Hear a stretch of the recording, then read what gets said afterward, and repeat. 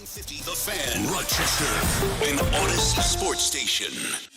It's time to start the show and talk about the sports we saw. Inside jokes and takes from Danger and Battaglia. Bills and the Sabres and the Amherst. Who gave a microphone to these jerks? Welcome to the sports bar, that's where you are.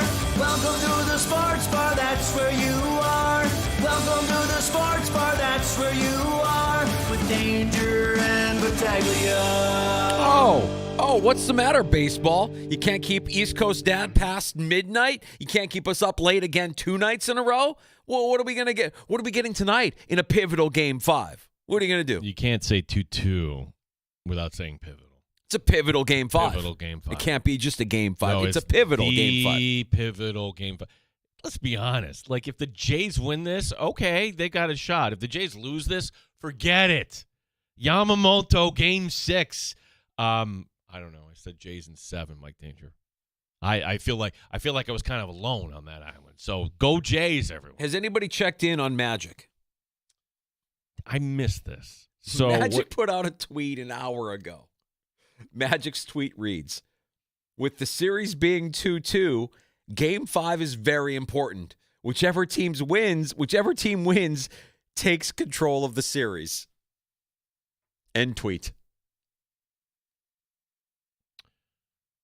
Oh. Magic, you know that you are a very wealthy man. There are people that can just do this stuff for you. Gene, I've got breaking news. I've been told by sources that whoever wins tonight's game takes a lead in the series. Believe it or not, the series is headed back to Canada, though. I've heard this. This is the kind of detailed analysis you can get from the sports bar with Danger and Battaglia. So, yeah, we have a Game 5. And you're right. Maybe it goes Game 7. Maybe it goes Game 7. I would say tonight is key for Toronto because Game 6, I don't give them much of a shot in Game 6. If they lose tonight, I think that series is over in 6. But I didn't think they get to Ohtani on the mound. And they did. You're right. And they did. It was Vladdy, and what do you know? It was our guy, Ernie Clement, big double setting up the inning that just busted it wide open. Shohei coming out. And, again, we said this. If you listen to Jim Riley, too, the Dodger bullpen is meh. Blake Trinan. Like, if you're a Dodger fan, he's coming out there, you should be worried. Not having a guy named Alex Vesia, that's starting to show up here, too. So, yeah, the Dodgers are not a perfect team. They've got unbelievable star power. They've got the best baseball player we've ever seen, likely the best that's ever played the game, and it still all might not be enough. Baseball. It's Mark's time.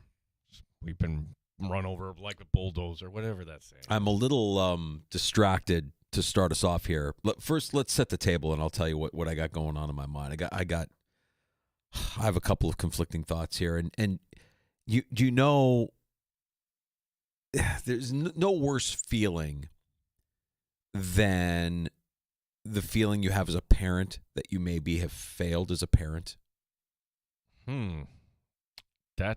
This is serious. Yeah. This is a fun sports show. What are we doing? I know. What? First, Jay Binkley, 96.5, The Fan in Kansas City, will be stopping by the sports bar in the 4 o'clock hour. But listen anyways. Kidding. We love Jay. And Jay has become kind of, well, he's our Kansas City guy. He's kind of like the sports bar nemesis. But you're friends with Jay. Jay's a good guy. We like Jay.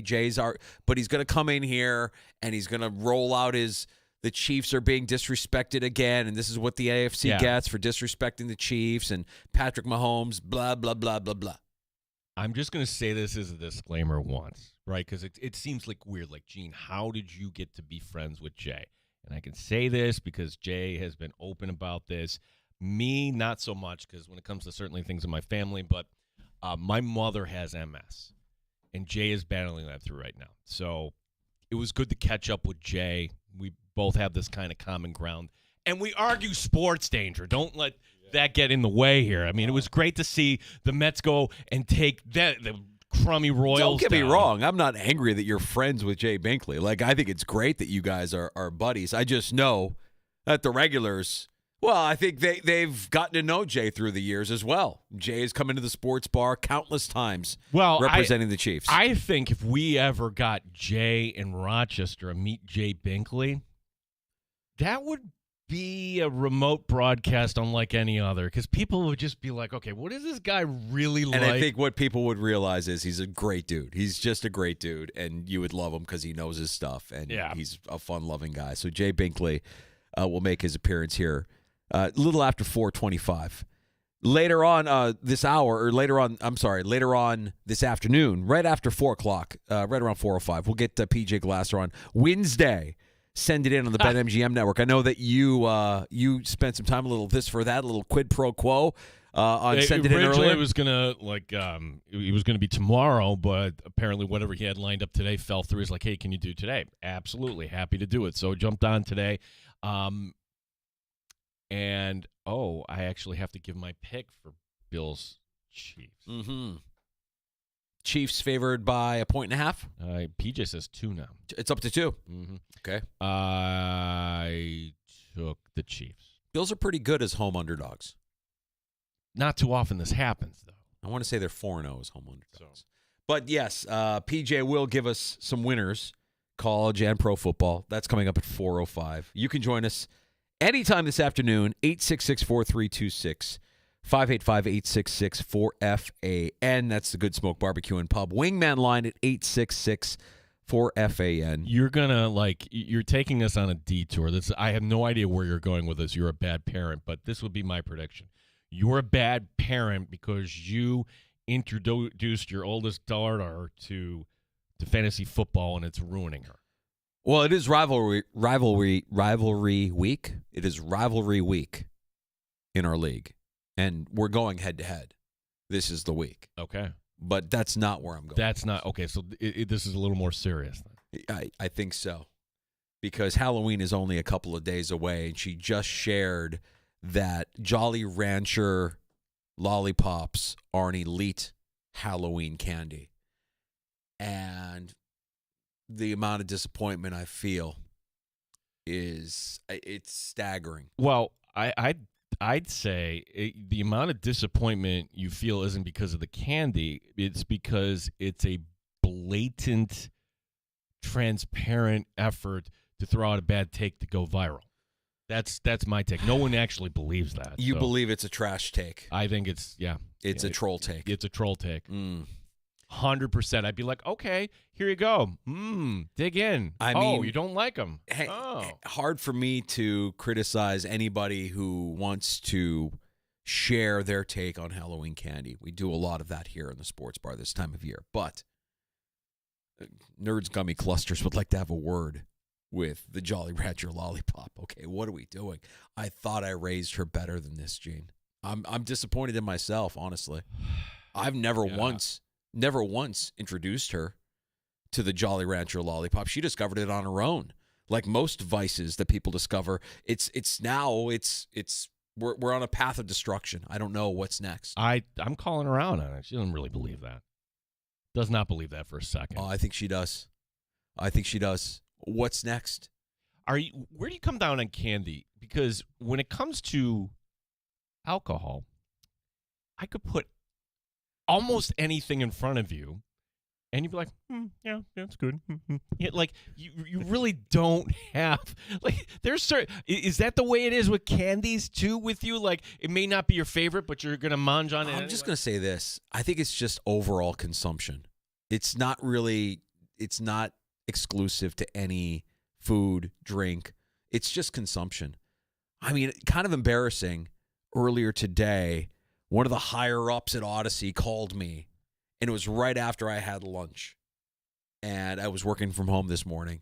I made myself a plate of nachos for lunch. Really glamorous. But again, I'm 12. 18. Yeah, right, This is the fuel that this was the food that fueled me through my teenage years, and every now and then I indulged. I made a plate of nachos. I threw some spicy salsa on top, and I get on a call. He calls me, and I pick up the phone, and my nose is running a little bit. He's like, "Are you sick?" I'm like, "No, I just had a plate." I shouldn't be admitting this to him, but I'm like, "No, I just had a plate of nachos." He's like, "What?" I'm like, "Yeah, I don't know. I'm in a yummy phase. It's Halloween season. Junk food reigns supreme. We're all going to indulge. Well, I'm going to tell you, I don't know if I'm disappointed in my wife and my daughter, or they should be disappointed in me with this story. So, as you've dubbed my wife, the executive producer, because she always has input and she's giving ideas for the show, and she gave the idea, Danger, and it's something we've never done on the show. But you got to consider, when we started the show 9 years ago, video wasn't a thing. We're just doing a radio show. Now we're on YouTube. Do we actually dress up for the show on Halloween, which is coming up on Friday? Which, okay, maybe you did this when, they had the Buzz event and you were Mike Ditka. I'm like, what would I go as? I'm like, well, what if I, and I'm just thinking out loud, what if I went as an old man and with a bag of Werthers?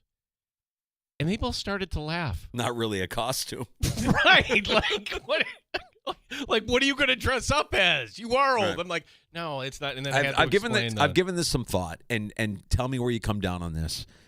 Because we mentioned earlier in the week, was it earlier in the week? Maybe it was last week. I can't remember. But we could really do the universe solid. You and I, Gino. We could be superheroes. We could put an end, single-handedly, we could put an end to the 6'7" trend. The kids go 6'7", 6'7", 6'7". You go as 6, I go as 7. You just put a 6 on your shirt. Two old farts like us acknowledging this trend will immediately kill the trend. It'll be dead by the end of the year. In the year of our Lord 2026, there will be no 6'7" talk. I kind of learned that there's an age limit to the 6'7" when RIT last weekend. In college hockey, you get 3 points for a win. So Tigers won Friday. Tigers won Saturday, or reverse. Nice win on Saturday. That's a 6-point weekend. So and the final score was 7-something. So Tigers get a 6-point weekend, a 7-goal effort, 6-7. Did everybody lose their mind? Did everybody go absolutely berserk? I had somebody write out like, no, don't do that. We could single-handedly kill it. We could be the murderers of 6'7", Gene. You dress up as a 6, just put a 6 on a shirt. I'll come as a 7, and we'll show up, and we'll acknowledge it, and all afternoon we'll go 6'7", 6'7", 6'7", 6'7". We'll freak out, and we'll kill the meme. It will die because two old dudes in Rochester, dressed up as 6 and 7. We could do the Lord's work. That was just an idea I had. Just an idea. I don't think I want to go viral for that, though. I don't know that we would go viral. No, I don't know that we're going viral Yeah. for anything. Look, if my impersonation of an LA influencer yesterday doesn't go viral, nothing will. Okay, because that was. I'm waiting for the call from the Academy Awards. There will be an Oscar on my desk at some point for that performance. It's still up on the Odyssey app for anybody who wants to go listen to it. Yeah. It was yesterday, right around 4:00 when we gave our Week 9 Survive in Advance pick. It is the LA Rams over the New Orleans Saints. So Danger is like crossing everything off the list like an influencer in an influencer voice.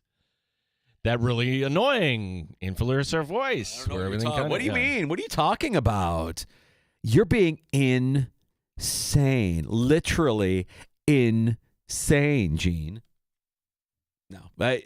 I think we could if we want to do that for Halloween, I would be down. I'm not going to say that that's what we should do. I'm saying that thought crossed my mind. We could do some social work while we're dressing up for Halloween. But I'm not saying that that's what we should do or what we will do. Well, it's rare that we get Halloween sports bar on a Friday. You're right about that. That's going to be fun. So, yes, Friday's a day to mark. Today, we got some sports talk. We haven't even gotten to the Bills news today.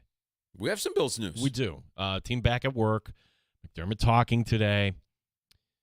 I have the injury update. Okay. Here's Sean McDermott. The following players will not practice today. We've got Daquan Jones, Josh Palmer, Ray Davis. Ray has an illness right now, so he will not practice today. And then Milano and Terrell Bernard will both be full. Joey Bosa, Shaq Thompson, Jordan Phillips will be individual only. They're on vet rest days. And then Gabe Davis has been moved up to the practice squad, so he will be out there practicing. Time yours. Just where is Gabe at then? Where if you're comfortable with his health, or like where is he as he's kind of joining? First day of practice, yeah. So it's kind of a reoccurring theme, it seems like. So one day at a time, we'll see how it goes, and, we'll see how he looks. Is there a 21-day window for Gabe, or is he just on the practice squad like everybody else? On the practice squad, as of today. How excited are you, Gene? You are so excited at that news, hearing that Gabe Davis is on the practice squad officially. He's been cleared from IR. He's back on the practice squad. And you know, it's just a matter of time. Maybe not this week, certainly not this week, but it's just a matter of time. You're going to end up being right on this one, where you and I had this differing opinion, like the Bills are going to make a move here at the trade deadline. My opinion, they've got to do something. Doesn't have to be big. You got to fortify. This is our expectation of Brandon Beane. And you're saying, nope, you don't see it. And if going along those lines, they could say the answer is already here. Roll the tape of the AFC Championship game. Well, we'll cut it off at the 13-second mark, but look at this guy, 4 touchdowns. Yeah. That's the all-time record in a playoff game, and my gosh, we've got him back. That's right. Imagine if he did that, half that output. Here's the thing about the trade deadline conversation, and it's the thing that I don't think a lot of fans realize. The Bills have the least amount of cap space right now in the NFL. Yep. They have $1.76 million in cap space. Only the Chiefs. The Chiefs are right behind them, $1.85 million. So it's not like they're dealing. It's not like they have a lot of wiggle room here to deal with in terms of acquiring a player at the trade deadline.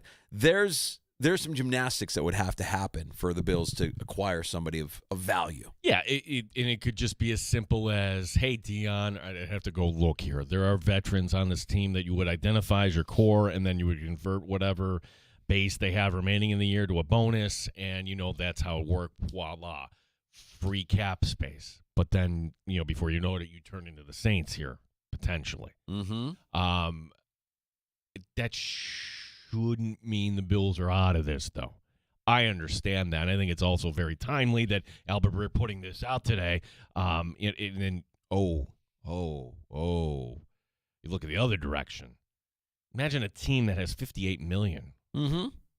Wait, so how does a team have $58 million in cap space? Well, maybe they were really, really bad, and now they're starting to low up, and now they're starting to get better. And, by the way, their quarterback, rookie contract. Don't have to worry about that. Yep.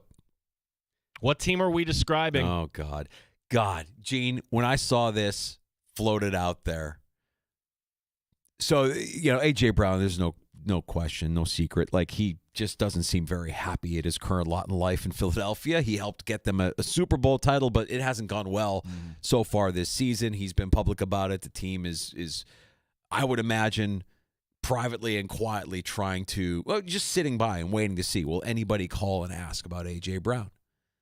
And if you're a Bills fan, immediately you think, we want A.J. Brown. How do we get A.J. Brown? No, we're not going to get A.J. Brown. I just mentioned the cap space situation. That would be, I don't know how they would work that out. But when you think about the team that has that cap space, and you think about the coach of that team with the cap space who drafted A.J. Brown as a Tennessee Titan, and we know in the NFL it's not what you know but who you know, I will not be pleased if a guy like A.J. Brown ends up in New England. That is bad news. That's bad news for the entirety of the AFC. I don't like that at all. Well, when I went on PJ's show today, he asked me the question point blank, are people in Western New York freaking out about the Bills and the division? And my answer was no, not yet. Now, we can get to Monday, and the Patriots get another easy win. It's Atlanta. Maybe this one's a little more difficult, but New England hasn't stubbed their toe. We keep expecting them to. Yeah. They haven't done it. If it now becomes a gap of 2.5, I guarantee you on Monday, we're going to start to look at, all right, what does this look like for the Buffalo Bills as a 5 or 6 seed? And if I'm going to jump the gun there, I'm like, it's not the worst thing in the world if you got to go to Pittsburgh or insert AFC North team. You're predicting that the Bills are going to fall on Sunday, And if you believe that they're going to win on Sunday, I could look at the New England loss and just say, you know what? S happens when you're talking about divisional games. It's not like they got blown out by the Patriots. It was close. And I remember a year, was it last year, 2 years ago, they lost to the Jets inexplicably. Like, what, how did that happen? So it's a divisional game, and you got to win those. The Bills have been pretty good at doing that. It's not like they're a 500 team against the division. They've been fairly dominant, hence the 5 straight AFC East championships. And I won't count them out because I do think New England is due to stub their toe. However, if A.J. Brown lands on that roster before Tuesday and the trade deadline, then I would think the ability for them to stub their toe decreases significantly. Now you've given Drake May another weapon. We already know firsthand what a guy like Steph Diggs could mean to a quarterback, a young quarterback like Drake May. Drake May is playing at an MVP level. There's no hiding that. That's not hyperbole. You add another weapon, you add an A.J. Brown, oh my God. So when I saw that, I got a little nauseous.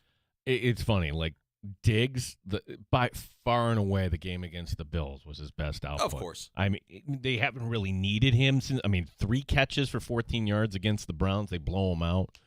69 yards against the Titans. Nice. 28 yards. I knew they were going to say that. 28 yards against the Saints. It's been pedestrian. So I'm not worried about Diggs. It's going to come down to that game in December in Foxborough. Mm-hmm. See if they keep that game at 1 o'clock or they decide to flex that. That's going to be fascinating. I'm still going to stick to my guns, though, that Brandon Beane is going to at least get another veteran corner, get somebody on the defensive line. But when you read about these scenarios that, the Bills could fix this by, sending back Curtis Samuel on a deal, I'm thinking, no, teams aren't for that. The incentive would be give us a good draft pick and give us some cap space because you can roll that over. Why would any team want to take back your finger quote garbage here? Your garbage contract, I should say. That's right. It's not going to happen in that regard. Correct. James Cook, AFC Offensive Player of the Week. Head coach Sean McDermott on his running back. Yeah, it was a good conversation. I'm saying that sarcastically. James, he loves ball, as I've said before, and we don't need to share a lot of words and everything, but it is great that I do appreciate how our relationship has grown over the years and how he's really impacted our team, obviously on the field, but also him opening up and things, and it's a tremendous honor. To do that once, but to do it multiple times and to have a performance like he did last week. He was locked and loaded last week. Second time of his career. Let me translate the beginning. When he says it's a good conversation, and some of the reporters kind of chuckle there. James Cook doesn't talk. You don't like talking. No, think of like the quietest person that he doesn't want to talk.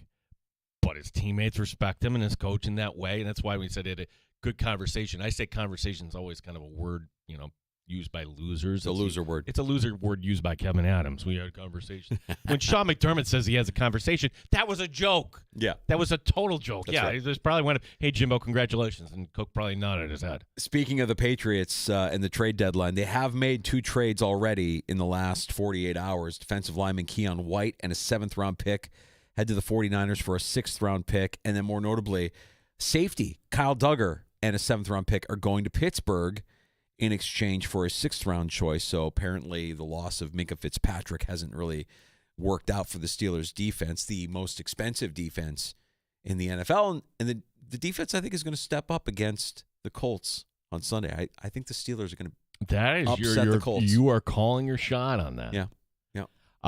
Duggar was one. Think of how the season can change because we identified safety as the position for the Bills. You need more. And we heard the chatter back in August that Duggar, hey, with Mike Vrabel, new system, is this really a fit? That the Bills should make a trade with the Patriots. That's how little we thought of the Patriots at that point. They would actually make a deal with the Bills. They ain't making a deal with the Bills. I saw that and like, well, I would imagine Brandon Beane placed the call, but probably that was never getting anywhere. The Lions extended their stud pass rusher Aiden Hutchinson a 4-year contract, $180 million, $141 million in guarantees. The new record. I guess he feels pretty good after the injury last season. He's been performing at a high level, And just a great story. When you look at Detroit, which, by the way, has become the most expensive game in the NFL to attend. If you go to a Lions game, it's more expensive than any other team in the NFL. That fan base suffered for so long, and now they have a consistent winning team, winning franchise, and a player like Hutchinson who's there, from there, around there, and everybody just embracing him. So a big deal for Aiden Hutchinson, a big deal for the Detroit Lions. They get the Vikings this weekend. I don't feel good about J.J. McCarthy's chances, Gino. I think J.J. McCarthy is going to struggle mightily against Detroit. It's just not.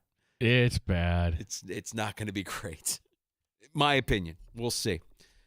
Okay, yesterday, as we were closing up shop in the sports bar, in case you missed it, we had an unprecedented caller.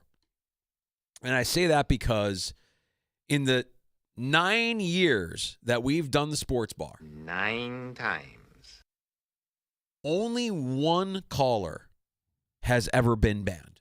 We've only banned one of our regulars. We love all of y'all. And you're always welcome to call us at 866-4FAN. But the rules are this. Like, if you want to call in, but, hey, I want to talk about the Knicks or LeBron. No. It's got to be kind of... Stay on point. Stay on point. Stay on target. Last call, that's for you. Like, end of the show, you want to do that, that's fine. But this caller, like most callers, they want to talk about the Bills. Yeah. So you have to go back to January. And the Bills beat the Baltimore Ravens in the divisional round. And I think a lot of us in the media and fans alike didn't really think the Bills were going to beat the Ravens, considering what the Ravens had done to the Bills during the regular season. And it certainly wasn't comfortable, but a couple of turnovers and, a fortuitous Mark Edwards drop leads to the Bills advancing to the AFC Championship game. It's a Victory Monday. It's January in Western New York. It's cold. Oh, my gosh. We get another shot at the Chiefs. Yeah. This is it. It is an all-time high. We were feeling great. Yeah. We were feeling great. And it was that Victory Monday that Luke from Rochester decided to call in. Luke in Rochester. Welcome, Luke. Hey, guys. I like your thinking today.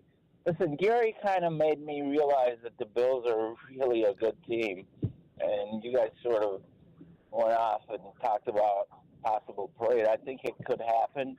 However, last night was really concerning for me. Joe Brady had 36 rushing attempts, 22 passing attempts. Bills could have blown the Ravens out in the second half when they received the kickoff, where they were up by 11, if they actually passed the ball. You got Tony Romo, as the game was tightening, talking about how the ball should be in Josh Allen's hands at least 2 out of the 3 downs. And he's repeating it several times. And it's not the first game they said that involving the Bills. I think the last time they played Kansas City might have been the other time. But I can't wait for Brady to leave. It should take McDermott. Oh, no. Oh, my gosh. Luke. Okay.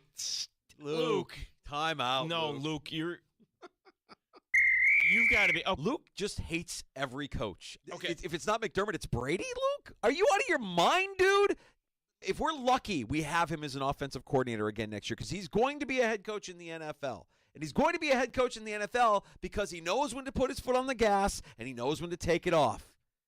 And he's working hand in hand with the head coach who you've called on this show for to be fired multiple times, and a lot of times for no reason other than you just don't like the guy. Luke, come on. Come on, man.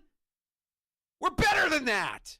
This show is better than that. You need to be better than that. It's a Victory Monday, and you want to see, you can't wait for Joe Brady to leave? Luke? Banned! Whoa. Banned! You're done. I'm executive powers in the sports bar. Luke has been banned from the show.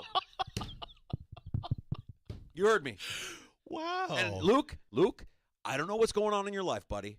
I hope you're okay. But to call up on a Victory Monday and say, I can't wait for Joe Brady to leave, you're banned.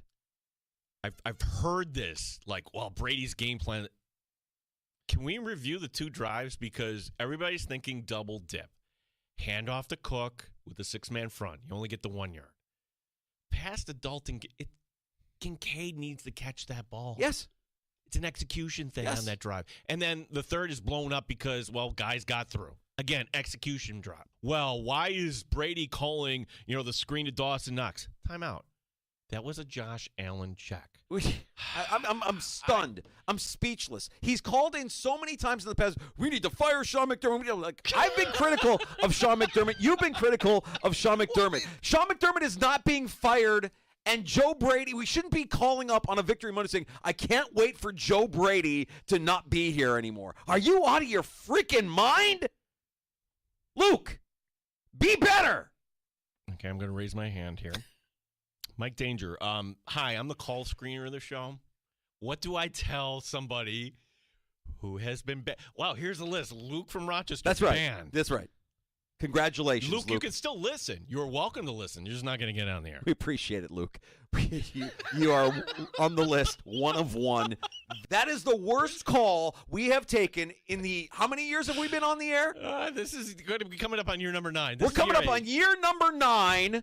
9 times. That is the worst call we have taken in the history of the sports bar. Luke, you're banned. That was January. Wow, that's the first time I've heard that, and since that point, and it's as bad as I remember. It really was. Horrible call. I don't remember the context yesterday, but you mentioned Luke. It's almost like Beetlejuice, since it's the season of Halloween, right? You mentioned Luke, and hey, and last call coming up, 866-4FAN. Hello, sport. Yeah, I heard my name called. Do I have a chance? I'm like, oh my gosh, it's Luke. You and I hadn't talked about this, and we were in break. I had to sell this to you. Let's take a break, and we'll let y'all know if you missed it late yesterday in the show. We know you're all busy. You're in and you're out. We'll keep you updated here. The one regular in the sports bar who has been banned made an attempt to get back into the sports bar yesterday, and we'll let you know the fate of Luke from Rochester next. Gene also has a sports update. Stay in the sports bar. Danger and Battaglia on the Fan Rochester.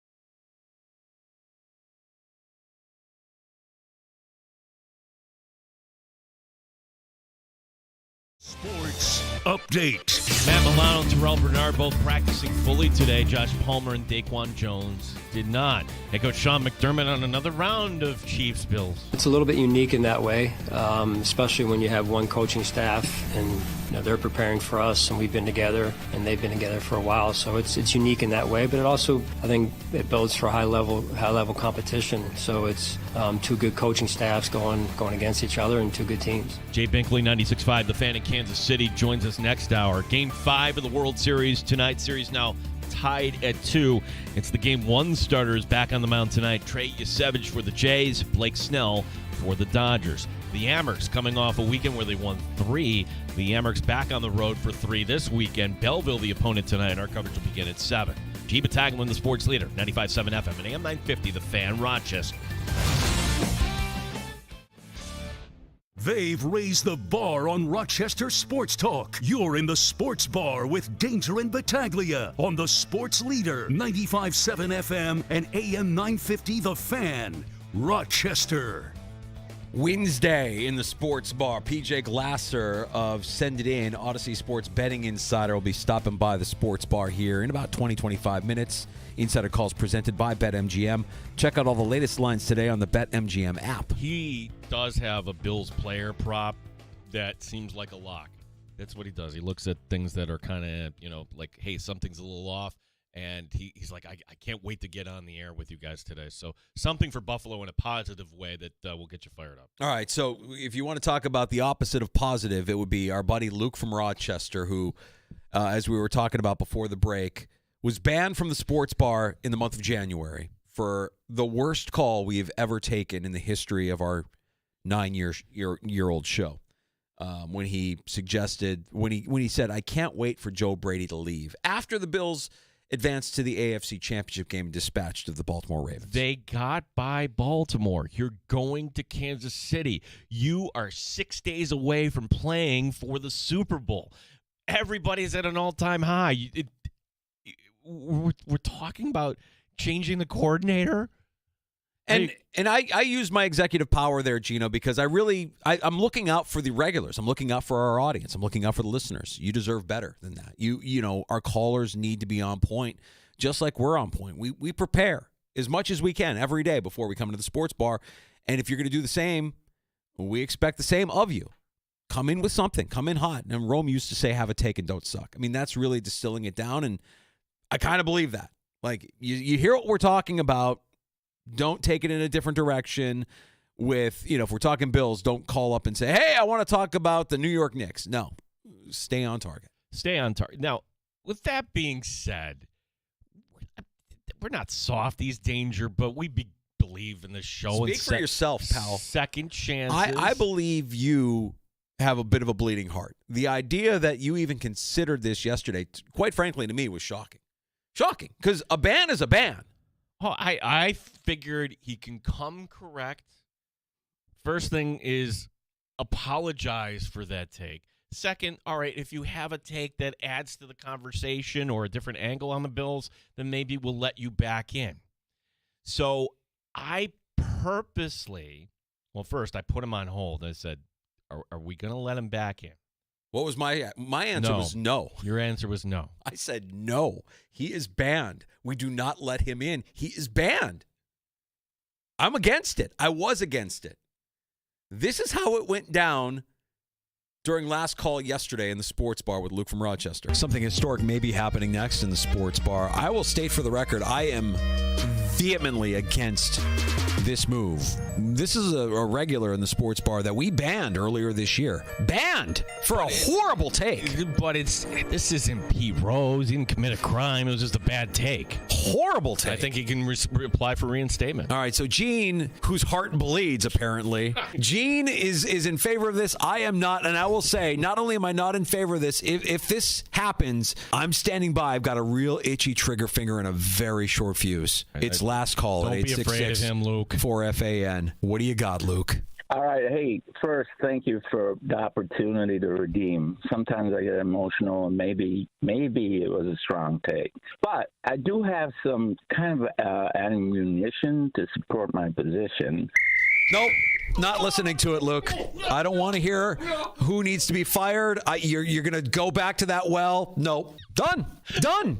They did this for a week last week in Buffalo. They did this for a week last week during the bye week. The entire bye week was fire McDermott, fire this guy, fire that guy, fire everybody. They scored 40 points. Done. I'm done. We're not having that conversation. Luke, the ban is still on. Feel free to never call us again.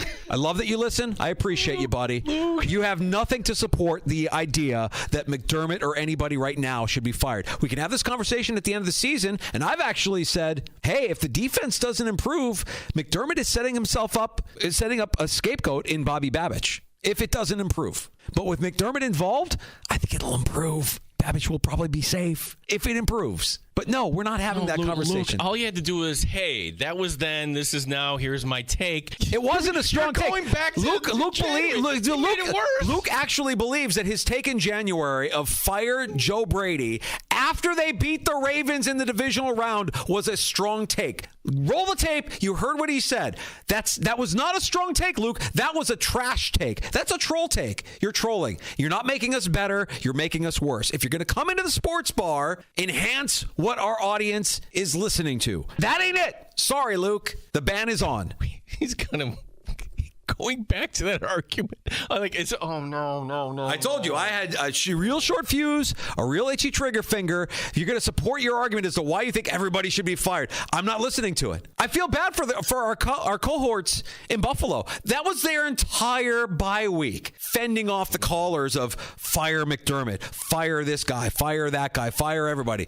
Guys, McDermott's not getting fired. He's won 5 straight divisional championships. If they don't make the playoffs this year, guess what? McDermott's not getting fired. I have news for you. Does Joe Brady leave and take another job, though? Like, say, at LSU? Can you really stop the guy from doing that? No, I mean, I'm just saying, like, there's a reason why he's the third favorite right now betting odds. Other people value his work. I think it's unlikely. And the only thing I will listen to is that he may be setting up Babich as a scapegoat if the defense doesn't improve through the course of the season. But I think the defense is going to improve. In fact, I think you could see the defense look more like what we expect as soon as Sunday. You've got 4 new bodies, essentially. Hairston, Hancock, Hoyt, Ogunjobi. You got some new bodies. Yep. You got a team that's coming in that's, let's face it, one-dimensional. You've got speed now with Hairston that can match up against the Xavier Worthies and the Rasheed Rices of the world. I wouldn't be surprised if the Bills' defense steps up and plays well against Kansas City on Sunday. So there you go. That was last night. Last call on the sports bar where Luke unsuccessfully made an attempt to lift the ban. That started off so well. He expressed gratitude. The mea culpa saying emotions got the best of me. I can be emotional. I'm thinking, this is perfect. This is exactly why I wanted him back. I don't want to ban anybody. I want to lift the ban. And then he takes the car and he drives it off the road saying, I have ammunition for my argument. Yeah. Oh, boy. I'm in favor of more bans, by the way. I'll just put it out there. I mean, you're welcome to join us. We want you to join us at 866-4326. No, you're inviting people to ban so-and-so, ban this person. Oh, I would listen to that. Yeah, if you have a campaign against banning somebody, I would listen to that campaign. Well, with reasoning, I would listen to that. I think we need to proceed with a heavy hand, Gino. I think our call screener's a little bit soft. I think. Oh, wait a second. I think we need. Let's review. You called me a bleeding heart. Soft. I expect more.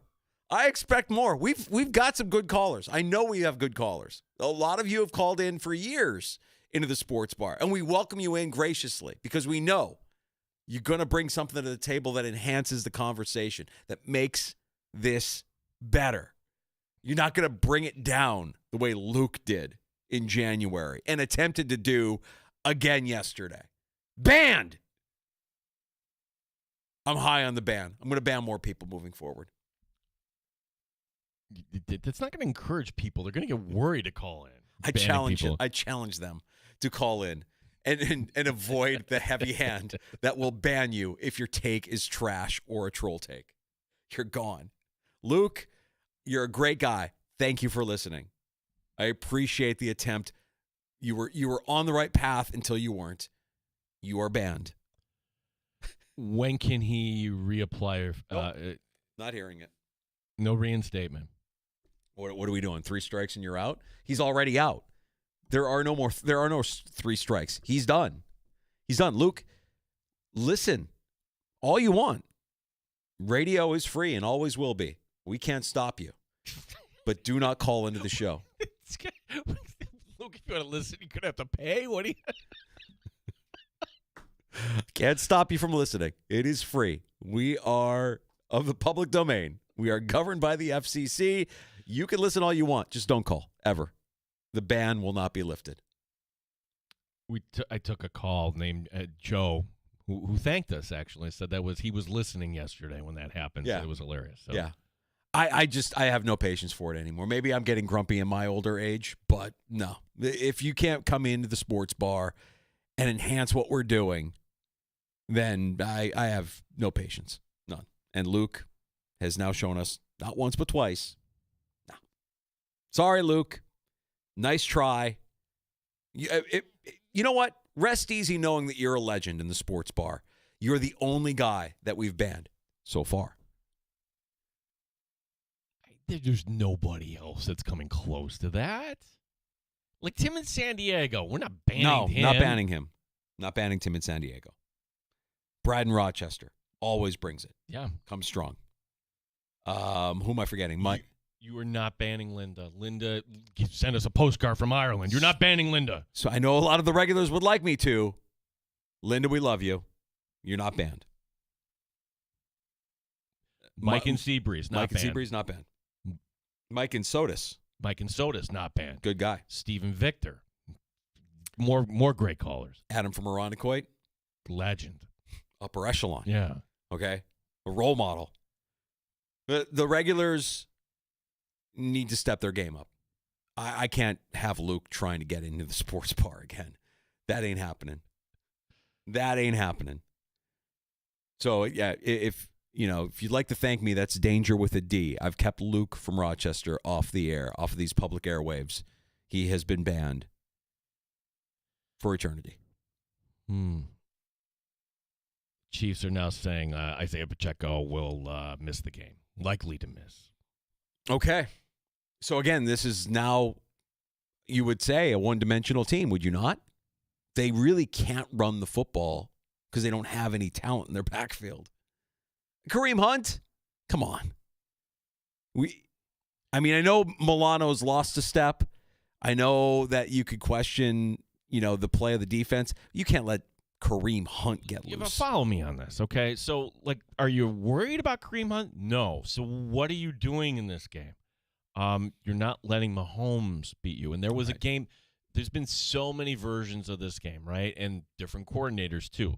And it was a weird Monday afternoon pandemic year game in Buffalo where nobody went to. And the Bills basically said, run all you want. And it came down to a turnover at the end. Bills don't win. But that was something really okay, yeah, you want to run the ball, go ahead. If there's something that's making me nervous about the Chiefs on Sunday, it's Mahomes, who has rediscovered, not that it went away, but I think when he's able to do this, he's at his most dangerous, the extension of plays. When he has the ball for longer than 3-4 seconds and he's rolling out in one direction or the other, he can make throws that most people can't make. He always seems to find an open guy, and that's where I think the Bills' defense struggles most. And he does it in the most clutch and key parts of the season, the postseason specifically. In the regular season, the Bills' defense has allowed 20.8 points per game. They're 4-1 against the Chiefs in the regular season. It's the postseason when Mahomes goes into clutch mode, extends those plays. It feels like almost every play, he's out there scrambling, extending the play with his legs, and they gave up 34.8 points in the playoffs since 2020. I'm worried about Worthy, but not the way you think. They're going to use him on jet sweeps and the rounds. Same thing with Rice. Rice should have scored on the ground there. So the running game is going to be a little different for Kansas City. But back to Worthy. You don't think that Andy Reid wants to show everybody one more time, but this time here in Buffalo. This is Xavier. Xavier Worthy didn't really come on until the end of last season, and by this point, this time last year, he wasn't doing all that much. Yeah, I think that I'm of the belief that the Bills drafted Max Hairston, the fastest guy at the combine, with one specific role in mind, and that is eliminate guys like Xavier Worthy.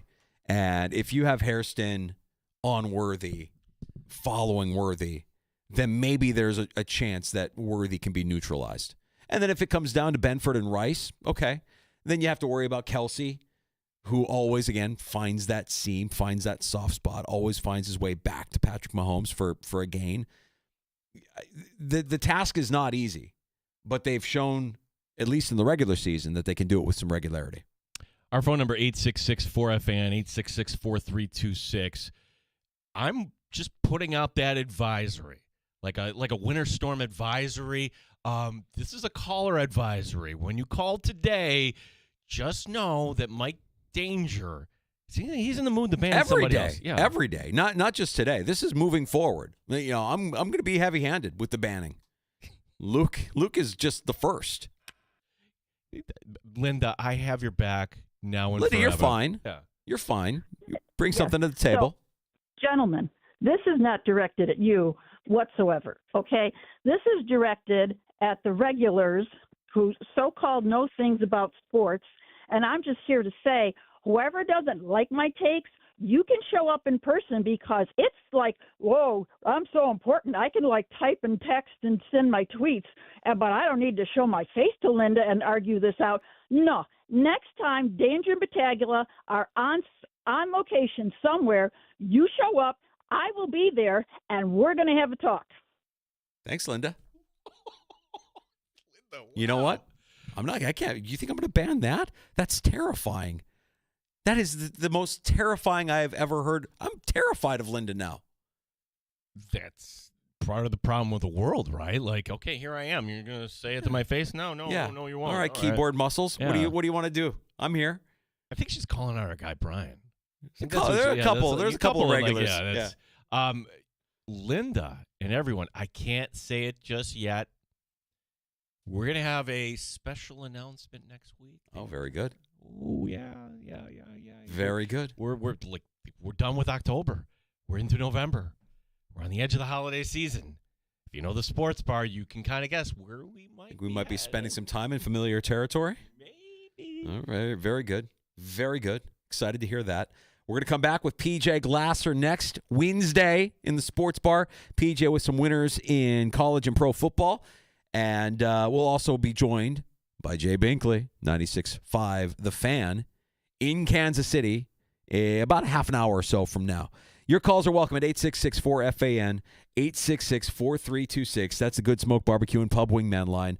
Award-winning barbecue from Good Smoke Barbecue and Pub, 135 West Commercial Street, East Rochester. GoodSmokeBBQ.com.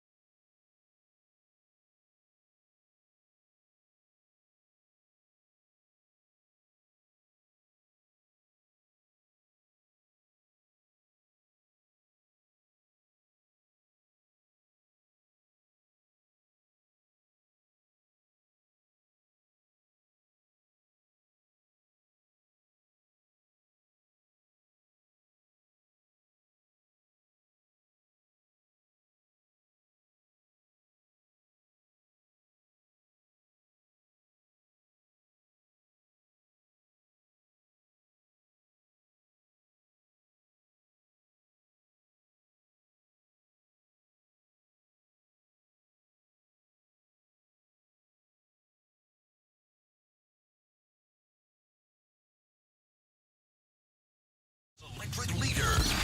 This is the Fan Rochester. Natural disasters happen every year. Fires, hurricanes, tornadoes. And with that, your most important moments recorded on VHS, camcorder tapes, and 8mm could all be gone in an instant. Cherished moments like your wedding, baby's first step.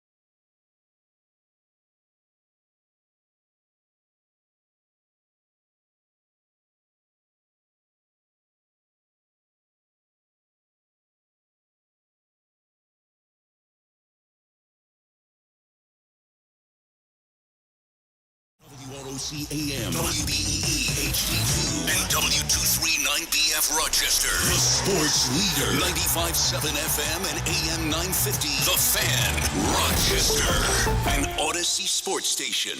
The Fan Rochester Sports Update. Matt Milano, Terrell Bernard, both practicing fully today. Not practicing, however, wide receiver Josh Palmer and defensive tackle Daquan Jones. It's the Bills and the Chiefs, another round, and we'll be talking to Jay Binkley, 96.5 The Fan in Kansas City. He joins us later this hour. Tonight's Game 5 of the World Series. Series now tied at 2. It's the Game 1 starters back on the mound tonight. Blake Snell for the Dodgers, Trey Yasevich for the Jays. Every single part of it. Each day I learn something new. I take something away from my game or someone else's game. So just stacking all those days up this entire season has led me to this point. Amherst in second place right now in the division. Tonight in Belleville, Andrew Mossbrooks will have your call beginning at 7. Sabres get another loser point last night, losing in overtime. They're in Boston tomorrow night. Gene Battaglia, the sports leader, 95.7 FM and AM 950, The Fan Rochester. It's time to start the show and talk about the sports we saw. Inside jokes and takes from Danger and Battaglia. Bills and the Sabres and the Amherst. Who gave a microphone to these jerks? Welcome to the sports bar, that's where you are. Welcome to the sports bar, that's where you are. Welcome to the sports bar, that's where you are. With Danger and Battaglia. We'll go behind enemy lines. Kansas City, 96.5 The Fan in Kansas City. Jay Binkley stopping by the sports bar right around 4:30 or so as we welcome you back in and are joined now by the host of Sandy Dane Odyssey Sports Betting Insider, PJ Glasser. Insider calls presented by BetMGM. Go check out all their latest lines today on the BetMGM app. PJ, I know on your show you call today Wednesday. I'm stealing that. We're going to continue to call our segment with you Wednesday with PJ, and we're going to start with college football in the world's largest cocktail party, Florida and Georgia. PJ, welcome back in. Thank you, fellas. Yes, let's hopefully have a winning day, a winning week in football. Georgia, Florida should be a good one. I like the over in the game, 50.5. That would be my play. This is going to be the first game Florida's playing without Billy Napier. They fired him before the bye week. Both of these teams are coming off the bye. But look, guys, Georgia, the last 4 meetings against the Gators, have scored at least 34 points. So their offense in this matchup has found success. And you look at some of their bigger games this season, they've been shootouts. The Tennessee game was, the Ole Miss game was. And the reason is their offense is good. Gunnar Stockton, their quarterback's been playing really good football. But then on the flip side, Georgia's defense is not what you think it is. Like, for people that really don't pay too much attention to college football, you think Georgia, you think Kirby Smart, you think elite defense. It's just not this season. And their secondary has been very suspect. They've been very gettable. They don't really have much of a pass rush. So I think this total's too low. I like over 50.5. I think we get some points in that game. Yeah, so Danger, last week you were on assignment, as you would say, and PJ, all the games we did last week were SEC, which That's where the action was. SEC. Let's kind of venture out here a little bit, PJ. Big 12, Texas Tech, K-State coming up Saturday afternoon. Texas Tech, 7.5-point favorite. I'm looking at here. Is that too many points? What's the play? I think it is, Gene. I like K-State +7. I'd even take a look at the money line, fellas. I think this could be one of the upsets of Saturday. Texas Tech, massive look-ahead spot against BYU next week. There's a good chance that College Game Day is there. There's a good chance that game could be maybe a ticket punch to the Big 12 championship game. And Kansas State, they had a rough start to the season, but they're starting to play a lot better, and they're usually a really good bet as a home underdog. You know, you normally don't see them too many times as a home dog in Manhattan, but they're normally really good in these kind of spots. So Texas Tech, Baron Morton, their quarterback, is going to be back. He's been out the last couple games dealing with an injury. And, last time we saw him on the road against Arizona State, they got upset, didn't look very good. So I think Kansas State keeps this game close. I think they could win it, fellas. So I like K-State in that one. Back to the SEC where Oklahoma travels to Tennessee. Which way are you leaning on this one, PJ? Laying the 3 with the Vols, fellas. Oklahoma is just one of those teams. I don't think they're going to be able to keep pace in this game with Tennessee's offense. You know, we got a chance to see them against a team who's built very similar to Tennessee last week in Ole Miss. High-octane offense, can put up a bunch of points. Look at what Tennessee and Ole Miss both did to Georgia, right? Kind of those games were shootouts, very similar. So watching Oklahoma's defense struggle against Ole Miss at home last week in some weather. I mean, there was some rain a little bit in that game. Now they got to go on the road to Knoxville and play Tennessee's offense. It's been really good this season. They just came off dropping 56 against Kentucky. I think Oklahoma's going to have a tough time keeping pace in this game with Tennessee. So a little bit of a square bet. I'm sure a lot of people will be betting Tennessee this week, but I think they're the right side. I like the Vols -3. This next matchup feels so weird to be playing in the month of November, but it's a conference game, I suppose. USC and Nebraska. This is in Lincoln here, and the loser, this one's going to be hurting, obviously. Does Nebraska have enough to pull off an upset, PJ? I think they do, Gene. Another game like Kansas State, I'd take the dog plus the points. I'd look at money line as well. Fellas, stat of the week for you. Lincoln Riley, since he's been the head coach at USC, when he has to play a game on the road in the Eastern or Central time zone, he is 1-15 against the spread. Jeez. He does not cover these games. I'll actually do you one better. He's also 1-15 straight up in those games as well. So not only does he never cover, he doesn't win these games ever. And all Nebraska does is play people close every single week. That's all they do is play one-score games. So I'm surprised the spread is as high as it is. I understand maybe there's some distractions with the Matt Rule rumblings. Is he going to Penn State? Is he taking another job? But with USC in town and Nebraska having a great fan base at night, I mean, these are just the kind of games that USC always loses under Lincoln Riley. So the fact we're getting 6.5, I'll gladly take that, and I'll take money line plus 190 as well. All right, PJ, let's shift gears to the NFL. On the surface, this looks like it's going to be one-sided when you consider what J.J. McCarthy looked like when we last saw him. The Vikings traveling to Detroit to take on the Lions. Yeah, boys, I'm not overthinking this one. I'd lay it with Detroit -8.5. I think anything single digits is a good bet. Anything under 10. Detroit's coming off a bye week. And look, I mean, Dan Campbell and the Lions have just dominated Brian Flores. We talk a lot about Flores and that defense and sometimes the blitzes and how difficult they can be against teams. Detroit doesn't have issues with it. They normally carve them up pretty good. So I like Detroit, these kind of games. And you mentioned it, Danger. I mean, McCarthy coming back. That was a soft benching, right? Like, I don't believe he was hurt that entire time. I don't think KOC just wanted to play him. Now he is forced to against the Lions, who, I mean, they got to keep winning. Obviously, they got to keep pace with the Packers. So I think Detroit's going to roll in this one. I think they're a good bet and Survivor if you want to go that direction as well. But, yeah, Lions for me in that game. Well, not a good bet last week in Survivor, Atlanta. Oh, Ooh. Atlanta at home. Hopefully you didn't go in that direction. What do we make of the Falcons? I can't put my finger on this team at all, PJ. Maybe they caught the Bills on a good day or bad day for Buffalo. Here's Atlanta getting 5.5 going into New England. I have no feel on this one. You do. What are your thoughts on Atlanta and Patriots here, PJ? Oh, you guys know I'm all over the Falcons in this game, right? I mean, I'm getting a team that just lost by 24 to the Dolphins off of a team that is an absolute machine right now in New England. So, I mean, this is just classic NFL, right? You're never as bad as your worst game, and you're never as good as your best game. So we need Penix back, obviously. If it's Cousins, I would not feel good about it, and it would obviously help if Drake London is back too. So if people want to hold off on this game and you want to see the injury report, I totally understand. If Penix and London are in there, though, I really like it for Atlanta. And we're all waiting for the regression to hit for New England, but they're just playing bad teams every week. Like Cleveland's not a good team. Tennessee's not a good team. Now you got to give them credit for winning a bunch of these games, but the regression's going to hit at some point for New England. And Atlanta going from a 6.5-point favorite one week to now a 5.5-point dog the next week feels like good value to me. Guys, the Patriots were just a 7-point favorite last week against Cleveland. Now they're 5.5 against Atlanta. It doesn't make any sense that the line is that high. So I'll take the Falcons here plus the points.